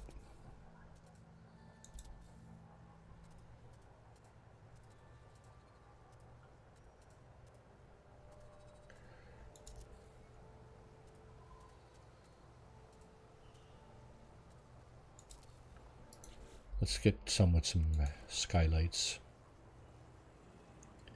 Hopefully, again, I have enough to materials to do that. Yes. Okay. Good. So there's my little humble abode, and what we're going to do is we're going to. I don't even think I'm going to bother putting a teleportation unit here, because the minute you have a base down and you have your computer, this thing, move, yeah, that's what I want to do. The minute you have your base computer down,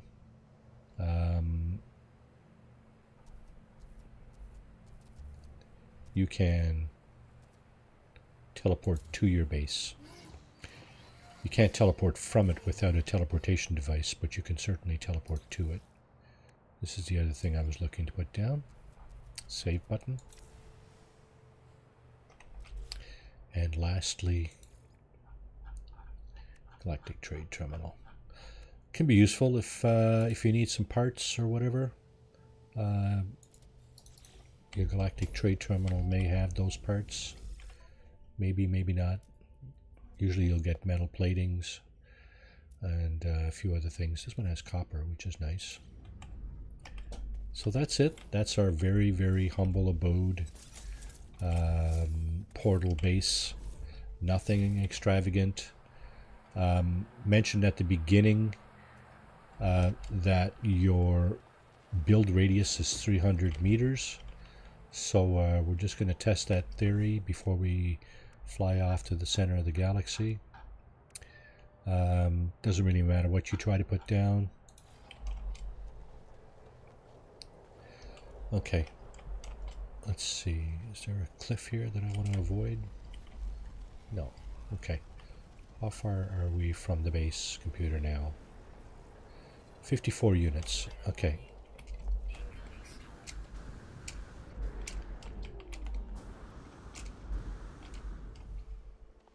Incoming storm, eh? Yeah, we should have the wherewithal to survive that. Here's a nice big hole, eh? How far are we now? 173. Okay, not much further.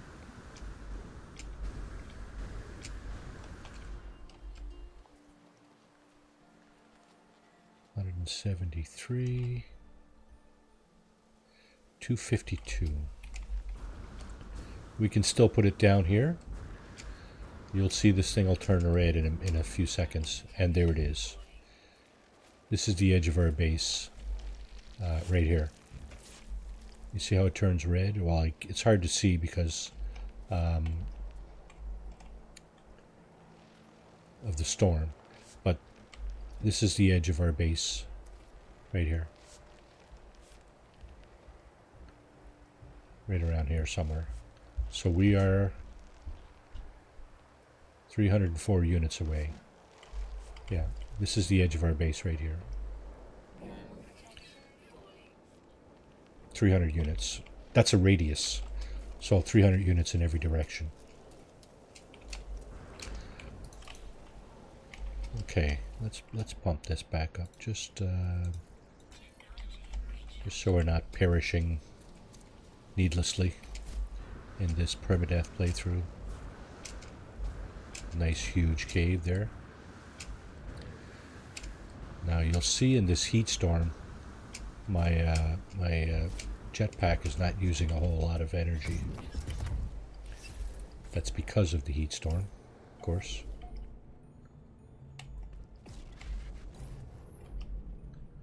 Oh, look at that. I can access the portal terminal from inside my building. I don't even have to be in the elements.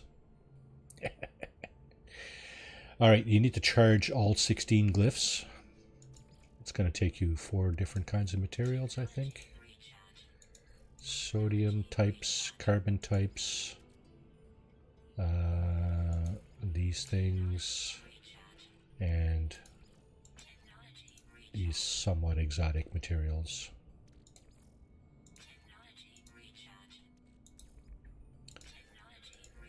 You do have to charge them all to 100%. So hopefully we'll be able to do that. You can use any of these items as long as you have enough.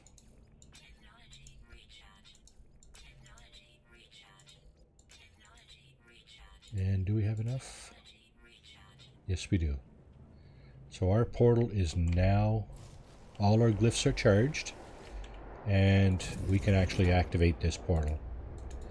So that's what we're going to do. And the glyph sequence to get closer to the center of the galaxy, it's all 12. It's only 12 glyphs that you need, and it's just the first glyph. You just need the first glyph, enter it 12 times, and this portal will take us closer to the center. Okay, so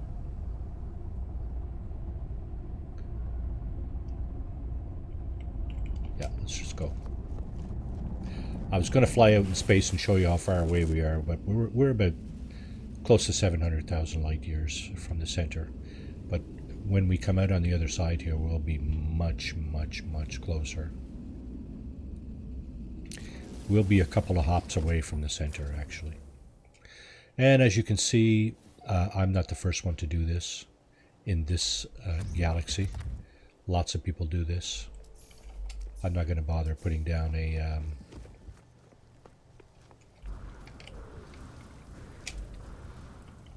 Come on, man.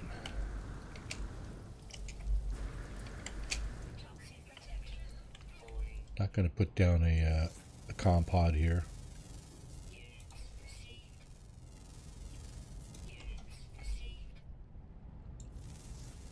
Predator? No, I don't know. Hard to tell. Hello, Marty, and everyone in chat. Laundry Mage. Happy Saturday. Christopher Cousins. Sorry, didn't see you coming in there. My apologies. Welcome to the stream. Hope you're having a great day. I hope everybody in chat is having a great day. It's Saturday, so... Heck, yeah! If you're not having a great day, change what you're doing. Turn it into a great day. You deserve it.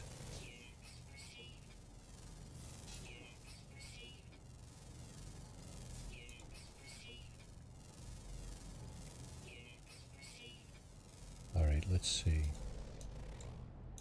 Yeah, so I appreciate all the input from chat.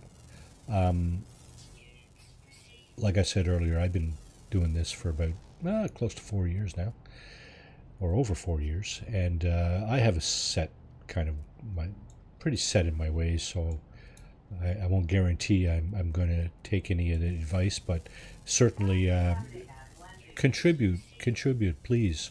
Anybody in chat that has things to contribute, by all means. Maybe one of the other viewers will try it your way and find it easier, better, faster, whatever.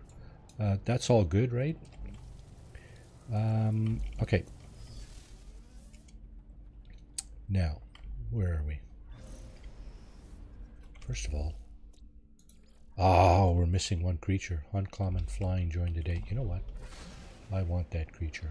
I want it. So what I'm going to do is I'm going to fly over to the daylight side of the planet. Put this thing down and fish that creature out. Oh crap, this is an uncharted system. Dang. Okay, that's going to make it a little more difficult. Well, no, it's not. I was going to say it's going to make it a little more difficult because there's no buildings here, but you know what? That's all good. We don't need any stinking buildings. All we need is actual ground. And we need the creature to spawn. That's a given. What's missing? Uncommon flying during the day. Diurnal. Let's go ahead and get this thing on the ground. Anywhere at all will do. Seeing there's no point in looking for a landing zone. There we go.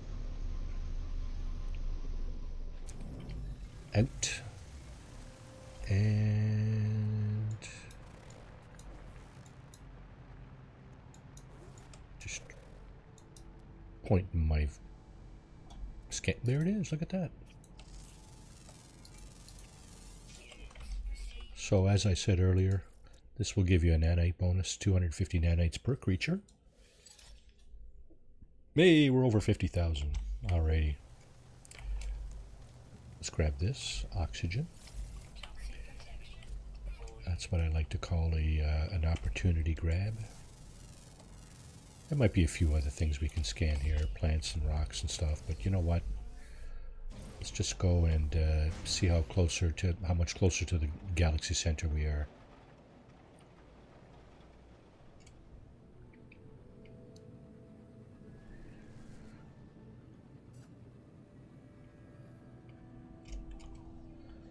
And the answer is, we are 5,533 light years, 32 light years away from the center, which is... which way? That way. Okay, two things we can do here. We can take our ship and get a little closer, or we can summon our freighter. Okay, come on. I know you're up there. There you go. Because the thing is, we're trying to get as close as possible to the center, such that the final hop will be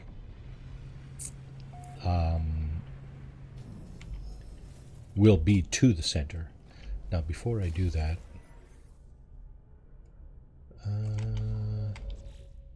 I want to do a couple of things.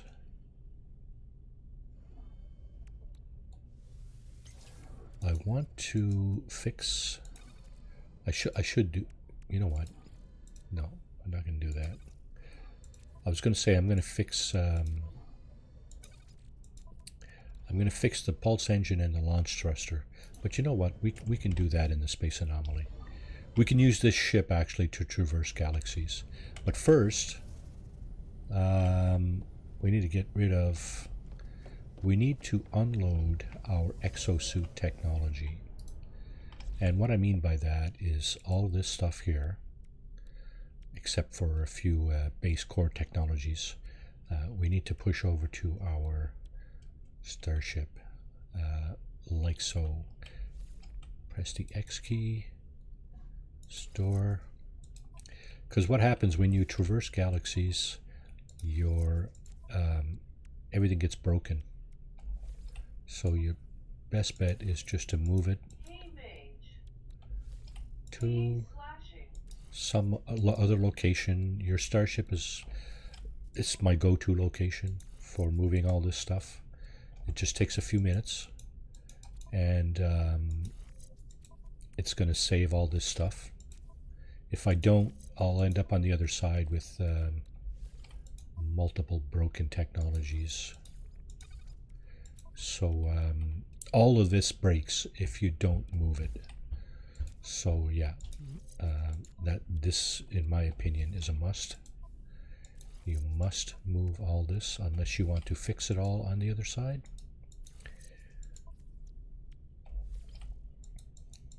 Same goes for your ship, and same goes for your multi-tool. So this may seem a little tedious, but trust me, it's a must. You're either doing this or you're fixing it on the other side. And believe you me, it takes a lot of materials to fix all this stuff.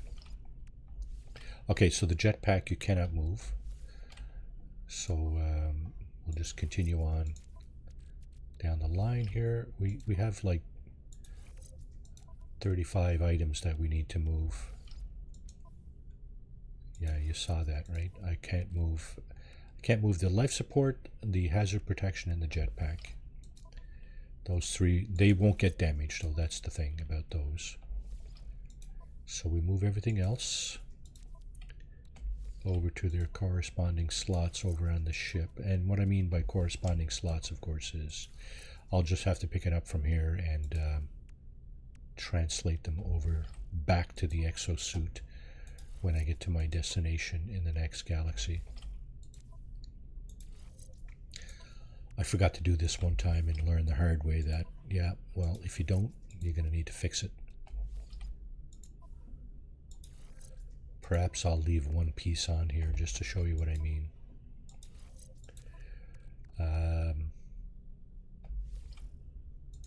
Yeah, let's leave the translator here. Artemis's translator. We'll leave that there and I'll show you what happens.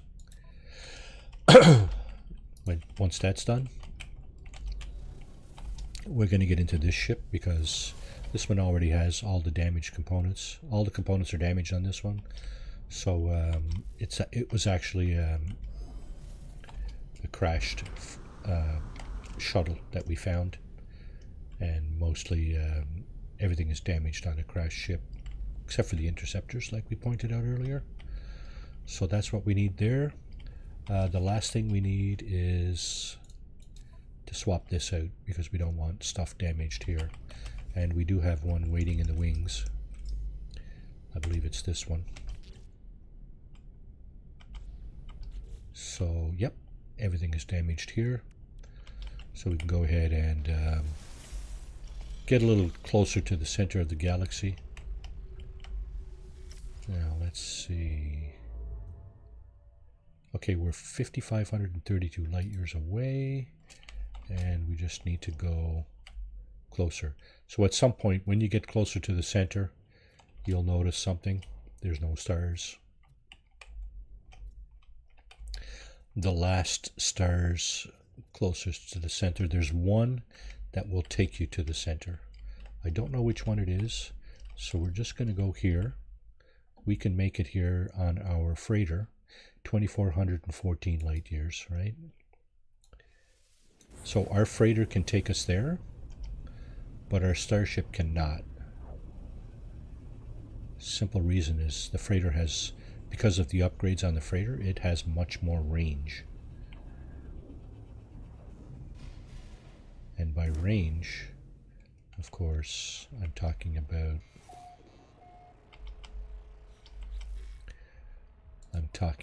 this number here. So this ship here only has 114 light years of range. This freighter has 3,600 light years. My other ship, my fighter, has I think around 12 or 1,500 light years.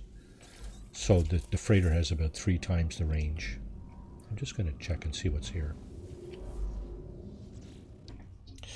5 planets here, all discovered. Obviously, people have been doing this for a while now, so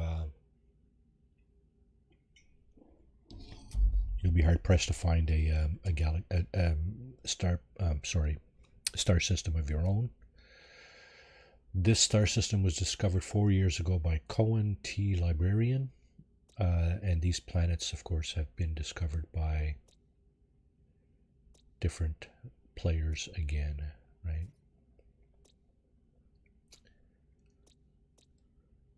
Poisonous, shell-strewn, petrified.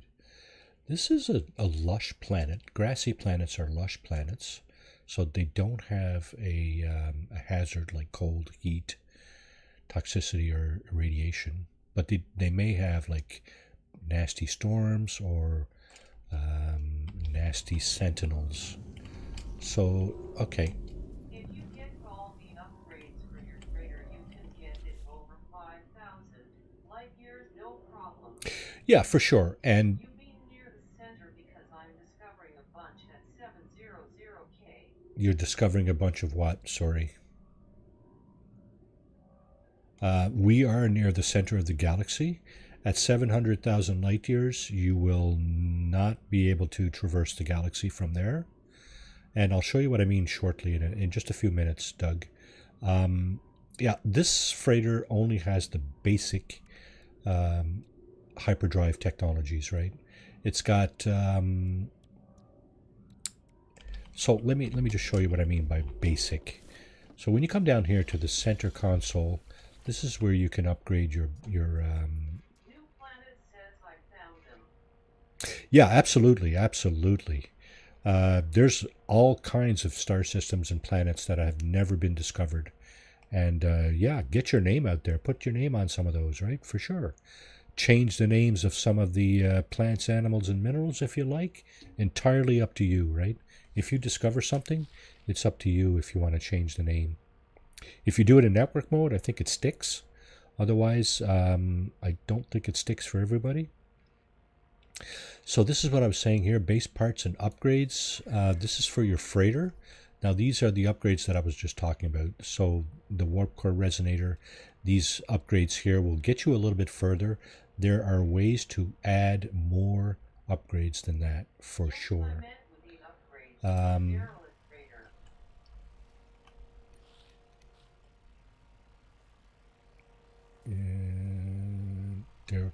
So yeah, exactly. You can get other upgrades for your freighter from doing derelict freighter runs. Pardon me. Absolutely. And if we have time at the end of the stream here, we get to the next galaxy on time, I'll do a derelict freighter on the other side just to kind of give you an idea, because I do have, I'm pretty sure I have the beacons for that. So again, what I was talking about when I was saying this will get you to the center of the galaxy, I think this one down here, Raditsi Rivu, I think that's the one that'll bring you to the center. So let's go there. See, there's no other destination after that, right? So it must be the last one before you get to the center. So we'll go there, and I'll just show you what I mean by the last star system before you get to the center. Okay. Now, you notice the destination is galactic core right at the top center, and when you're in position to get to the center of the galaxy, this is what you'll see. You'll see a little ring that appears and a select star above the ring, or something to that effect, and then you'll see this, right? Galaxy center. When you get them, putting the Welly-Got S-Class hyperdrive tech on super slots also increases their warp efficiency. Yeah, absolutely, Ed. Absolutely. The more you put your tech in supercharged slots, the better performance you'll get out of those techs. Hope I am not giving too much info, Marty. Oh, goodness me, no. That goes for any technologies.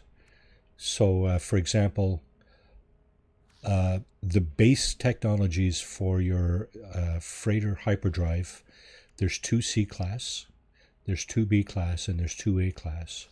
Now, this particular freighter has 2 supercharged slots right here, and I've put the 2 A-class upgrades in those slots.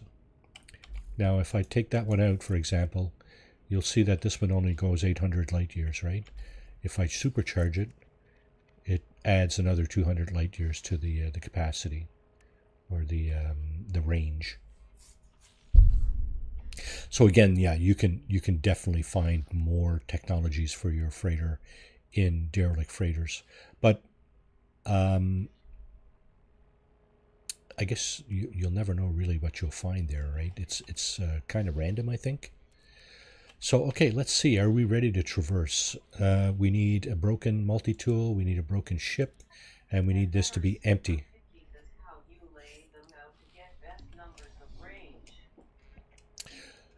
Yeah.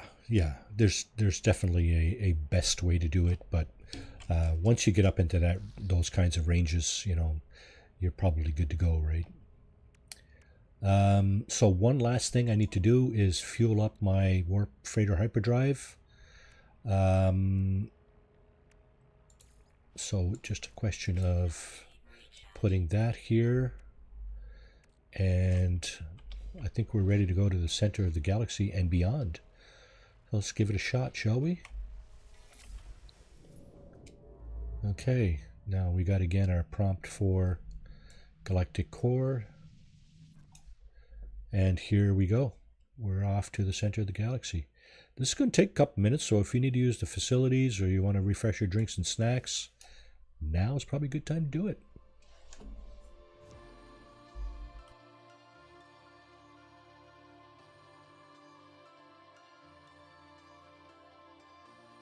I'll be back in 2 minutes.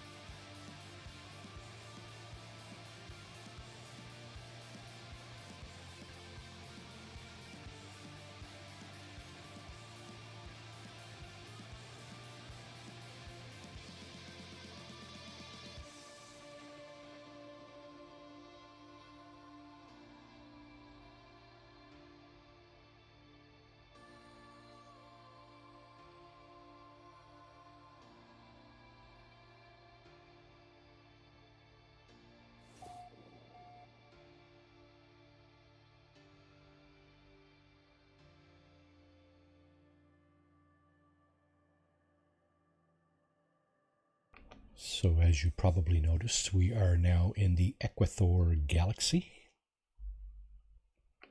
And that is galaxy number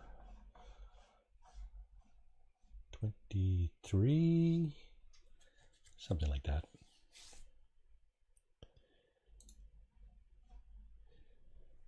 And what happens when you come into the next galaxy, it's sort of like what happens at the beginning of the game. You need to initialize everything. Just like that. You will be landed on a planet with some kind of hazard. In this case, it's toxicity. You can see the index on the bottom left. 104.4 toxicity. Temperature's good. A little warm, but good. Our ship is not right next to us. So again, similar to what you will find when you spawn in a brand new playthrough. And we should be facing our ship, actually. So first thing we're going to do is... Yeah, first thing we're going to do is change out our multi-tool for the good one. Actually, the first thing I'm going to do is get out of third person. So, Ekiska system. Okay.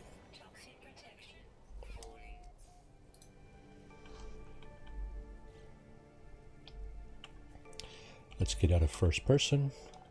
Let's swap our multi-tool. Make sure we got the right one here. We should be, yeah, there's our starship over there. Now, we got to remember that we do not have all the equipment from our exosuit, right? So two things we got to keep in mind. Our jetpack is not what it is. Yeah, and there's toxic damage that we can also take if we don't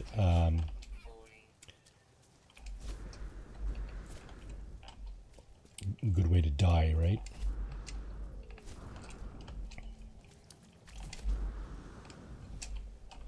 Yeah, our jetpack is not what it was before we removed all the technology. Fortunately, our ship is right here. So we're just going to get into our ship and get out of the elements.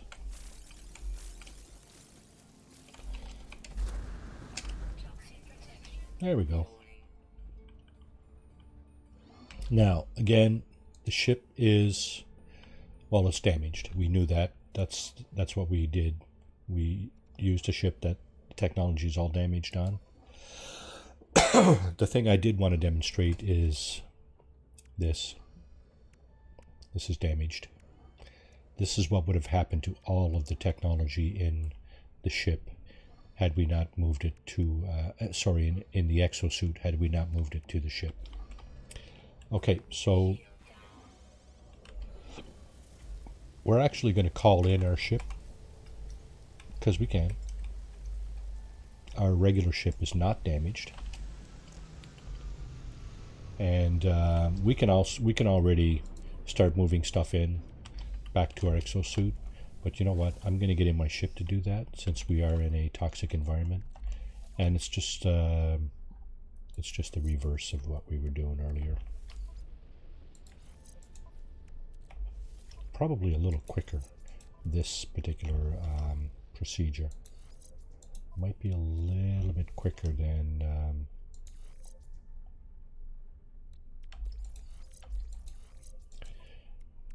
taking it out.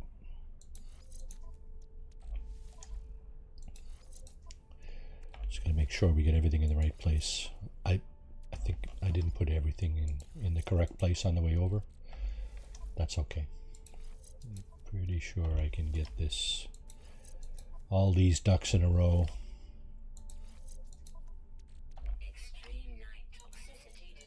Is that right, eh? Extreme night toxicity. Well, fortunately, we're in our starship here, and we are out of the elements. So that's not going to bother us too much.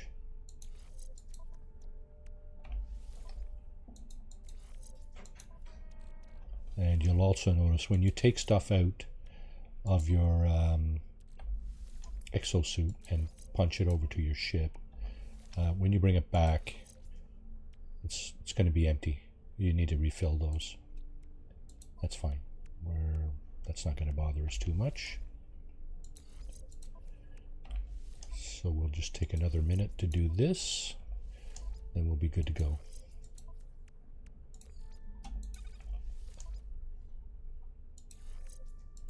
See, these things are empty. I took the trouble to fill these up and they're now empty. It's all good. We'll deal with it, right?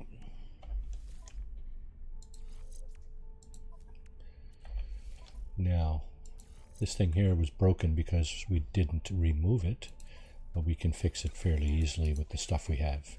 Now we're in exactly the same state we were in, well, previous to our traversal. So we should also do this. This is kind of restarting the iteration. Boundary, blah, blah, blah, vessel empty, cause, sentinel, intervention, deliberate transfer, analysis, fresh iteration, generated, anomaly, containment, prepared. Let's do that. Traveler anomaly detected. Anomaly is compliant. Position log. System integrity scan initialized. And off we go. I don't think you need to do this, but I just like to do it anyway. So this we'll put on our freighter, because oh, we got a pulse engine module as well. Interesting. And we do have an opportunity to do some looting here. This is the regular loot you'll see on crash starships. All this stuff. I'm going to dispose of the rusted metal. Do we not have a beacon here? No, right? Okay. So this is truly the same kind of scenario as at the beginning of the game.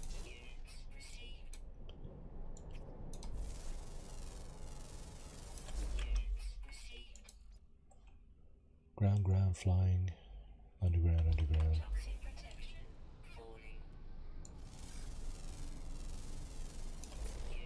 Yeah, see, it's falling a lot slower now than it was before we upgraded our hazard protection. Alright, so I did say I wanted to do a derelict freighter run, right? Just to show you what our friend Ed, Old Explorer here, was talking about. The freighter upgrades that you can get from derelict freighters. Now I'm pretty sure I have a derelict freighter beacon. Let me. Okay, so this is not.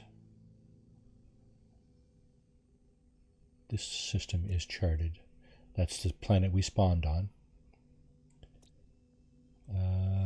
Okay, let's just put our feet into the space station, and then on our way out we'll go ahead and summon the derelict freighter. And to do that, we need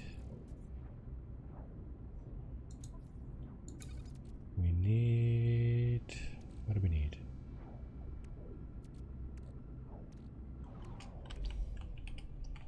Okay, let's get in here and dig that out.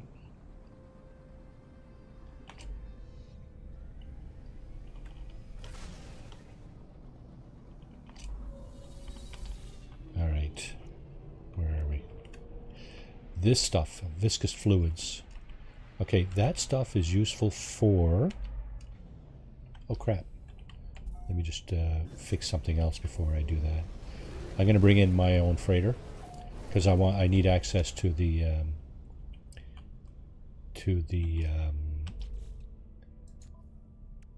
containers. I don't have access to the containers. So basically all I'm doing is bringing this guy in.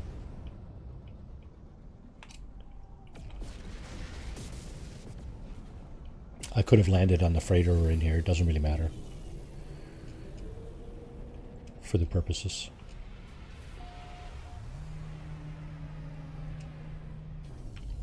I thought I saw a traveler. Somebody was, I think it was you, Doug, who was wondering about glyphs earlier. I'm sure Katrin explained, but generally speaking, unless you are lucky enough to find the graves while you're roaming around the planet, then your best bet is to look for a traveler in these space stations.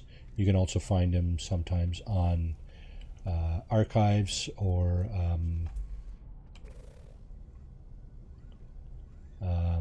trading posts.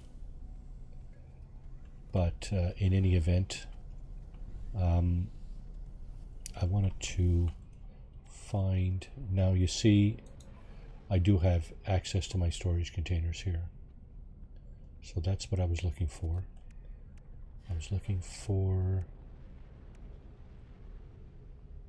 my derelict freighter beacons. Where are they? I thought I had some. Oh crap, don't tell me I don't.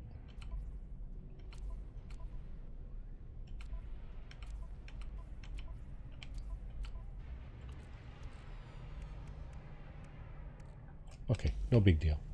Oh yeah, I was mentioning something about the viscous fluids. If you have a living ship, this will serve as fuel for your living ship. And I'm pretty sure I have one in my inventory somewhere. Okay, the derelict freighter. Yeah, we don't have one of those beacons, so I will buy one.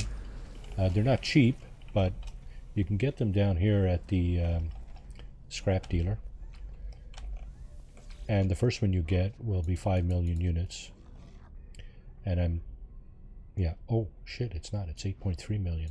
That's probably because I'm in permadeath mode and all the sliders are over to the right, making everything more expensive than it otherwise would be. Now we did get that right. Okay, this is what I'm looking for here.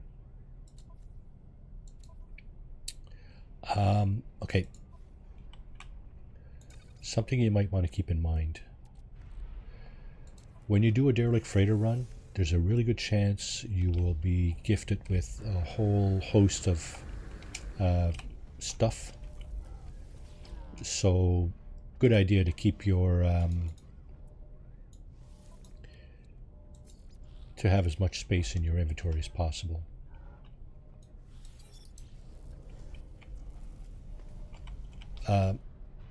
You can use your exosuit space to put technology in, or your freighter if you have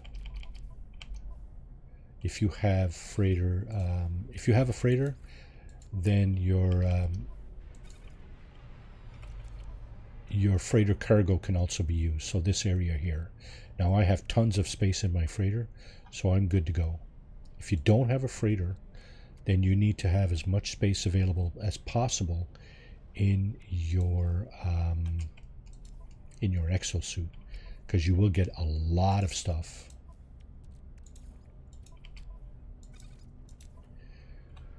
A lot of stuff. So what we're looking to do here is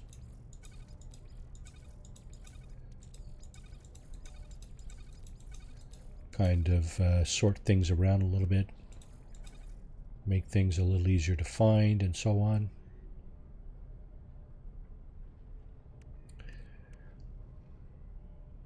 Okay, we have what?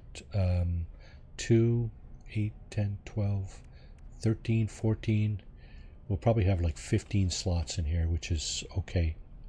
It's not really all that good, but 15 empty slots is a good place to start.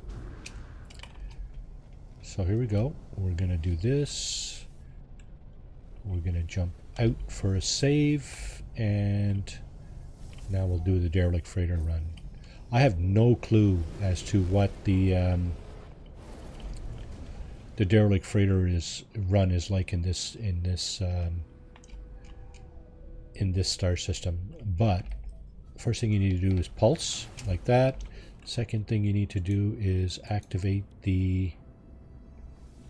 You need to tune the signal. Emergency signal scanner activated.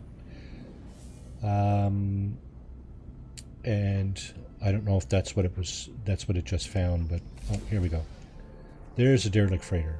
Okay.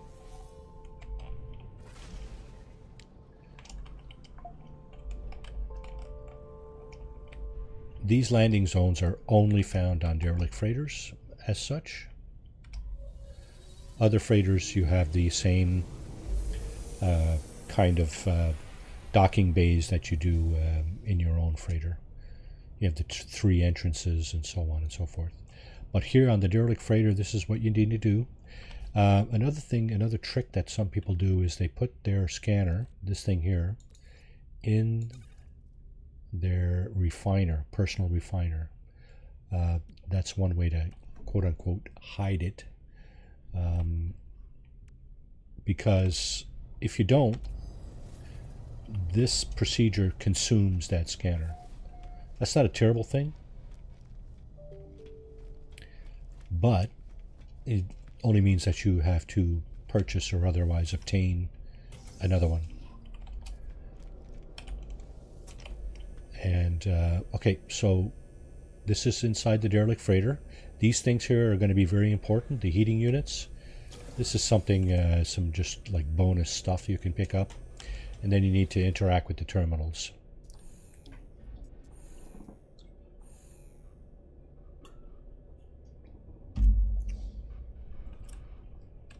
And, okay. So you're going to want to try to turn on the gravity and so on. Nothing's going to work, of course, right? Docking bay control. Hazard control. No, not going to work. No, didn't work. Gravity, emergency supplies. Yeah, we're going to collect those. Now we're going to unseal the door. Okay. The door we unsealed is this one here. It's the one that actually gets us inside. You got to know two things. One thing is that if there's any hazards in there that you need to take out, you're probably going to want to equip a weapon. So that's what I'm doing. I'm equipping a weapon just in case. I don't see... What the heck is that? Okay, that just looks a little... Oh, that's one of those little pods. Okay, so here, these blue bins will have loot. Up to you if you want to loot them. These tablets are essential. You need to get through as many tablets as you can until you find credentials. No credentials there. I got to keep looking. Okay, we got to look. We got to look at all the tablets until we find the credentials. Credentials are going to be important to get into one of the terminals. I believe it's the captain's terminal. Okay, so the thermal protection is falling. What we're going to do is we're going to recharge that, and that'll give us a whole bunch more time without having to find a heater or recharging our thermal protection. I'm not going to bother reading all the lore here, but what we're doing is we're looking for the credentials. Okay, you'll find gloves and boots and helmets and all kinds of other crap around. You can see we have zones mapped on the bottom right. 1 out of 10. This will be number 2. And this one has these green things in it. Not extremely harmful, but certainly they will harm you if you don't take them out or move away from them. Now I'm still looking for my credentials, so I still need to keep looking at these tablets. Sometimes you find it early, sometimes you find it kind of like later on. So you got to keep looking until you find them. So here's the first terminal. This is the records terminal. And here you will find the crew manifest. Initially, the system tells you the last known location of all the crew. Then you do a scan. Hey, wait. No traces found. Okay. No biological trace matches crew records. Yeah, because they're all dead. Retrieving last known crew locations, blah, blah, blah. And then it gives you the crew manifest right there. That's an item you have in your inventory now. And what we're going to do is we're going to keep looking for our tablet. And we're going to keep looting these bins. And of course, these heaters, like I said, are essential. You can move from heater to heater. You can find those heaters in your scanner. There's some information that could be useful. There's another heater. Oh no, that's a doorway. There's a heater there. Another doorway and another doorway right there. These doorways with the purplish symbols, those are like closets kind of thingy. You want to go in there and loot that as well. And again, make sure you look at all of the tablets until you get your credentials.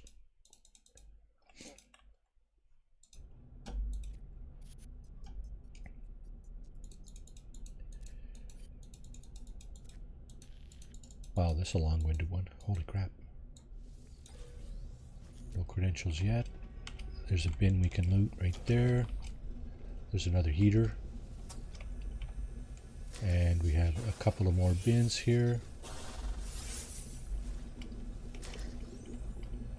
Another one there.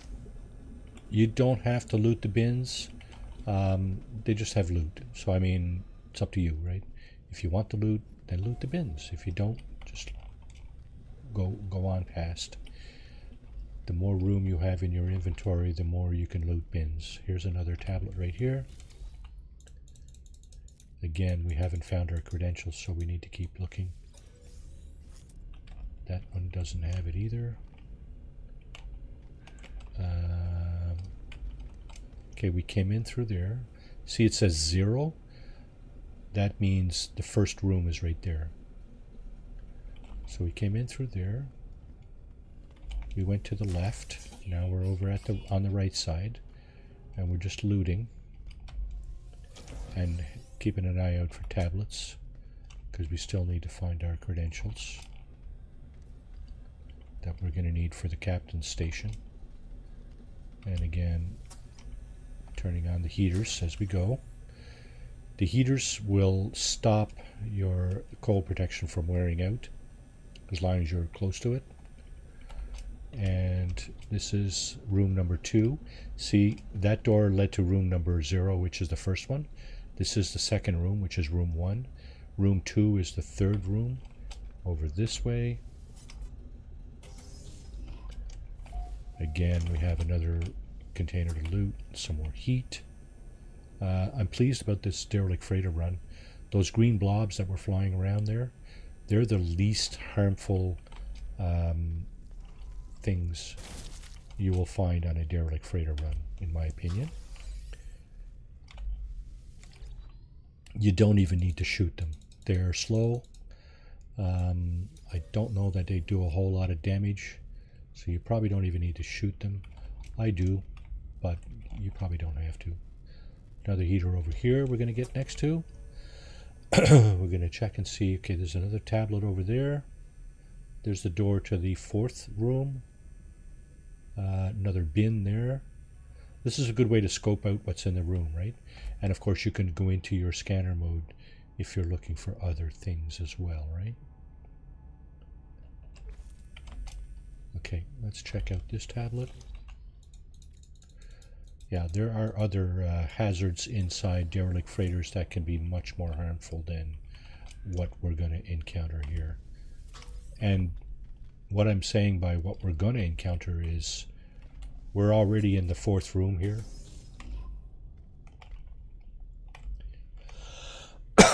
Yeah, this is going to be the 4th room. And we're probably not going to encounter anything significantly different than what we have already.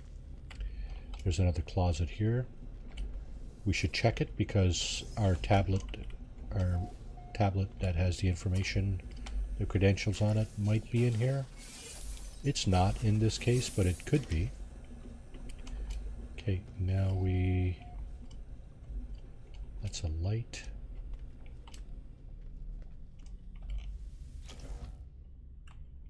Launch thruster critically damaged. What?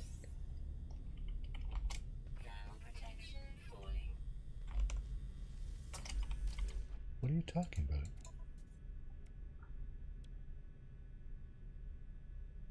Starship.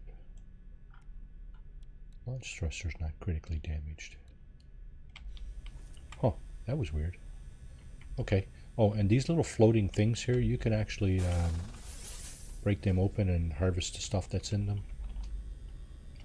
Now, let's see. There's more stuff over here. There's another heater. I think I see another tablet here.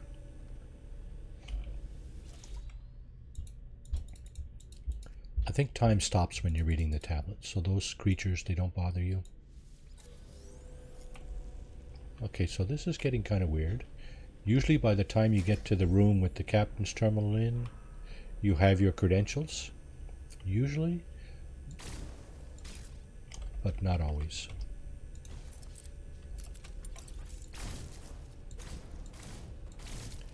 Alright, it's a bad shot today, eh? Terrible shot. That's fine. Okay. More tablets. Lore, more lore. And no credentials. Okay. I've seen it once or twice where your credentials are beyond the room with the captain's terminal in it. So it's possible. We're not going to be able to access the secure mainframe here without those credentials. So I'm going to keep looking and we'll come back here.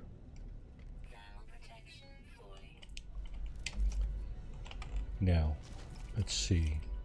Oh, it is falling pretty rapidly too.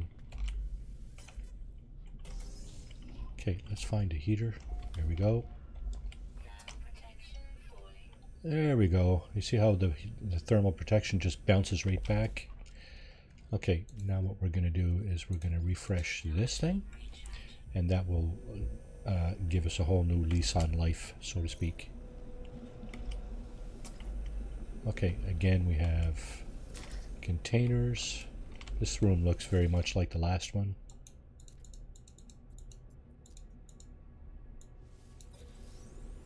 It's 1 or 2 floors down. There's the credentials. See that? Security credentials, SV Kayatsuch. So now we can go back up and access the captain's terminal. The secured mainframe, as it were. Which is at least... Is it 1 floor up? Yeah. Okay. There it is. So now we can access this thing. It's a little unusual to have your credentials after this station, but as you can see, obviously not unheard of. The captain, captain's fate, indicate the captain's fate. The captain is deceased. It doesn't matter what you choose there, I don't think. Input accepted log will record captain's fate as blah. Duty officer may take command, authenticate as duty officer to continue, security credentials required, and because we have our credentials, we can log in. This is, again, lore. Welcome to AI Control Officer Utsu. Log will record as U.S. Temporary Commander. Last significant entry form, Commodore Hekong Fa follows. So this, again, is lore. I'm not going to bother reading all this stuff. But you do, you are able to extract something out of this. And that is the captain's log. There it is. Okay, back down. We'll continue. Zones mapped 7 out of 10.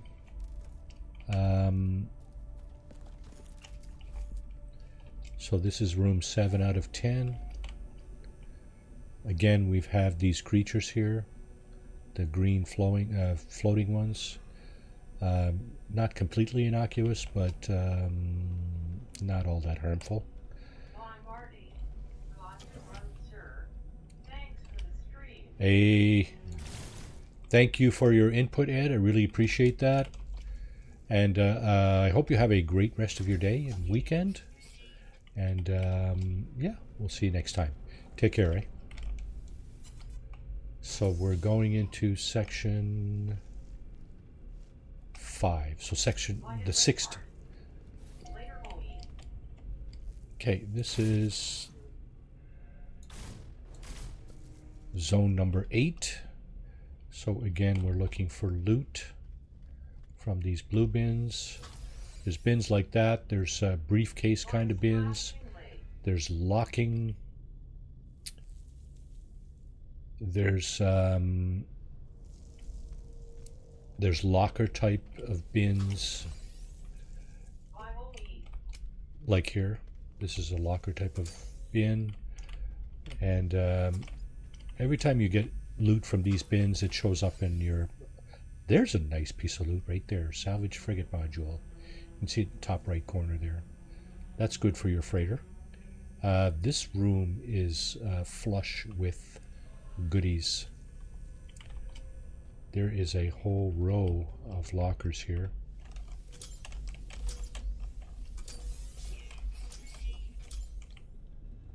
And that's the way to the next room right there. The next room is the last room, by the way. The way I know that is that there's only 2 rooms left, and there's this one here and the one I just showed you, which is the last room.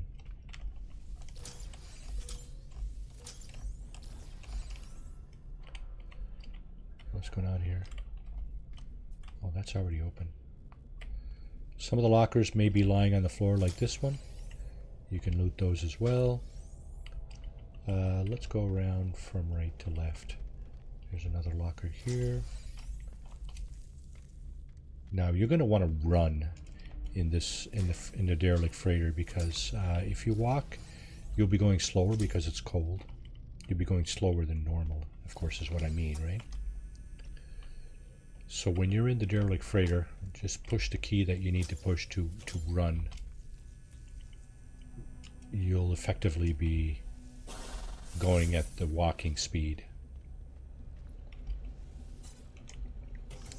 So this is the second last room. It's like a little laboratory. These creatures here, some freighters will be infested with those, and those are really nasty. There'll be pods all over the place, and if you get too close to them and you walk too fast next to them, the pods will explode and the little creatures will come out and spit stuff at you like acid or something. So yeah,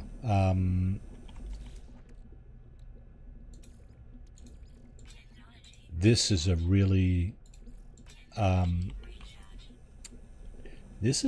tame derelict freighter run. So those creatures are probably one of the 2 worst enemies you can encounter on a derelict freighter.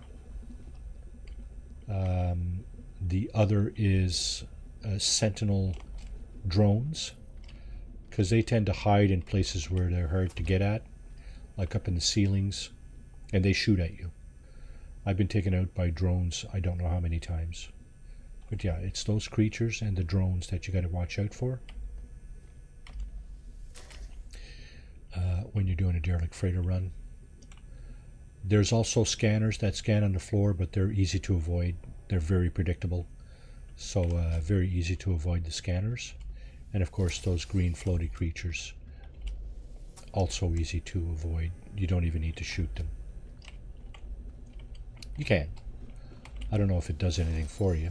Oh, I destroyed that pod, so that creature got destroyed or something. Last little bit of loot, and then we'll figure out what it is we're going to get from this freighter. And we're going to do it through the engineering control terminal here. So there's a couple of things you can get out of a derelict freighter. You can get nanites. I don't know anybody who does a derelict freighter run for the nanites. You can fabricate a freighter bulkhead, which basically is one inventory slot for your freighter, whether you can put that in your technology or your cargo slots. Or you can fabricate technology upgrade, and that's what we're going to do. We're going to find out what this derelict freighter run will give us.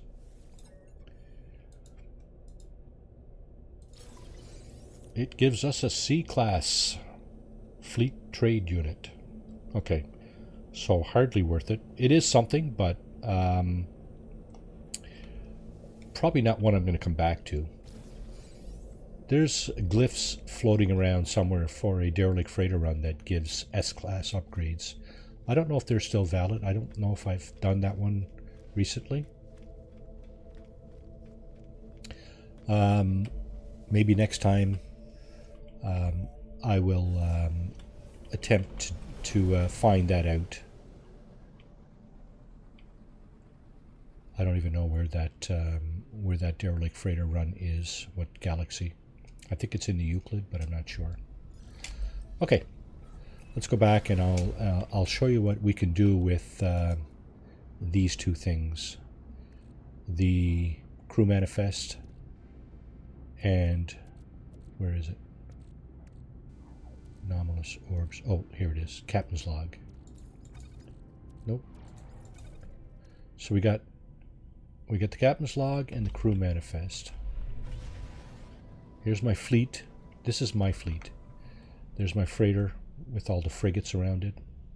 Got some pirate frigates. Got the what is it to call that one? The mysterious whatever frigate. This was a reward for a recent expedition. One of my frigates came back damaged. That's why you see the red diamond right there. Came back damaged from the expedition. Here is the SSV Normandy I mentioned earlier.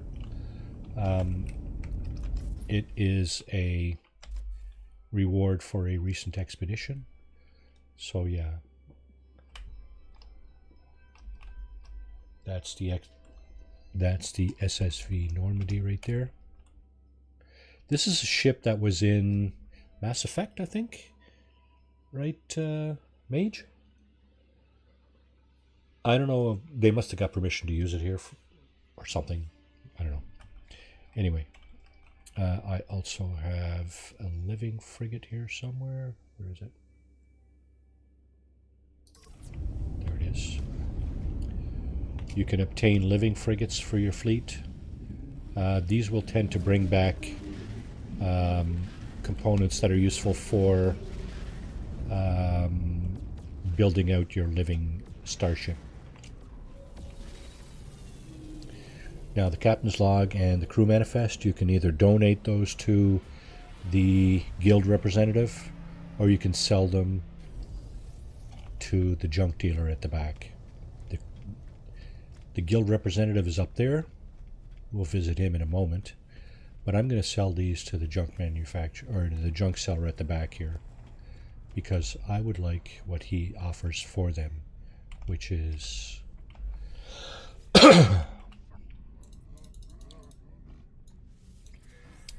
these things, tainted metal. Somebody was mentioning earlier that tainted metal refines directly to nanites. Very useful. Okay, so I've gotten how much taint? Well, I think he gives you like 240 or something like that. And we'll just take a look. Okay, see what I did earlier? I put my emergency signal scanner inside my refiner. It's still there. And I'm going to put it back in my cargo. But what I want to do is I want to show you what tainted metal boils down to. And see. 150 nanites, 1 to 1. So one tainted metal will give you 1 nanite. So you just let that go, and you're going to get your nanites from your tainted metal. You can also use that tainted metal as currency in pirate systems, pirate space stations, and so on. So this guy, this is the guild envoy, and we can donate salvage data to this guy and increase our standing amongst this guild. Standing increased merchants guild. Okay, and at some point we'll be able to redeem some of these items here. So there you go. That's that. And I think we've been here, so we know that there's no traveler here. So we're good to go. We did a derelict freighter run. We got... What did we get? We got this thing here, salvage fleet trade unit. Okay, and this, as you can see, is like a regular upgrade, and you can install it right on your freighter, right? So that's what I'm going to do. I'm going to put it here. It's a C class, so it's not worth much. Expedition trade ability plus 2%. That's the buff that this thing offers. And, okay. If you're wondering what that means, let's go over to the, as a last item in the stream this afternoon, let's go over to our freighter, and I'll show you what I mean. So first of all, we have a bunch of frigates out on missions now, or at least they're back now. So when they're out, these symbols are green. Are blue, sorry, and when they come back, they're green. They turn green when they finish their mission. So You need to debrief your commander. This was a fairly short mission, 1,024 light years. You can see all the stuff that they bring back, right? It's all good stuff. You can sell it, you can use it for crafting or whatever, and so on and so forth. So 3,600 light years, that's a fairly long mission. Brings you back a bunch of units and a few other things. Okay. Now, the yellow symbol here means that this ship is damaged. I'm going to need to fix that. This is probably a combat mission, right? I probably didn't send out enough ships for that one. Conquest of a completed expedition. Focus combat. Yeah. Combat mission, 1,500 light years. Brings back a bunch of stuff. This one, Prospect continued the mission despite heavy damage. That was that ship that we saw right there in yellow. That one needs to be fixed. Okay, so this mission here involved the living frigate. It might have brought back something interesting for our living ship. Let's find out.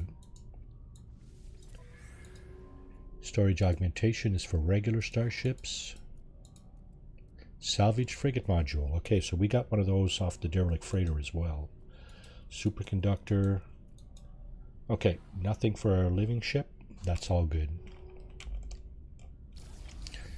And this ship, this mission looks like it might have been a combined, what do you call it? Balanced.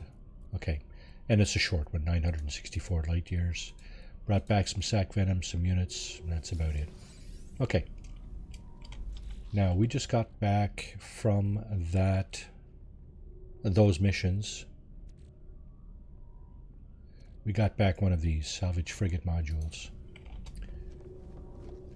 And of course you use those to upgrade your frigate, right?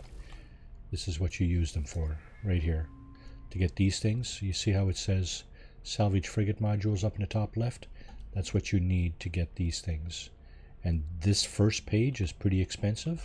The second page is just the freighter rooms.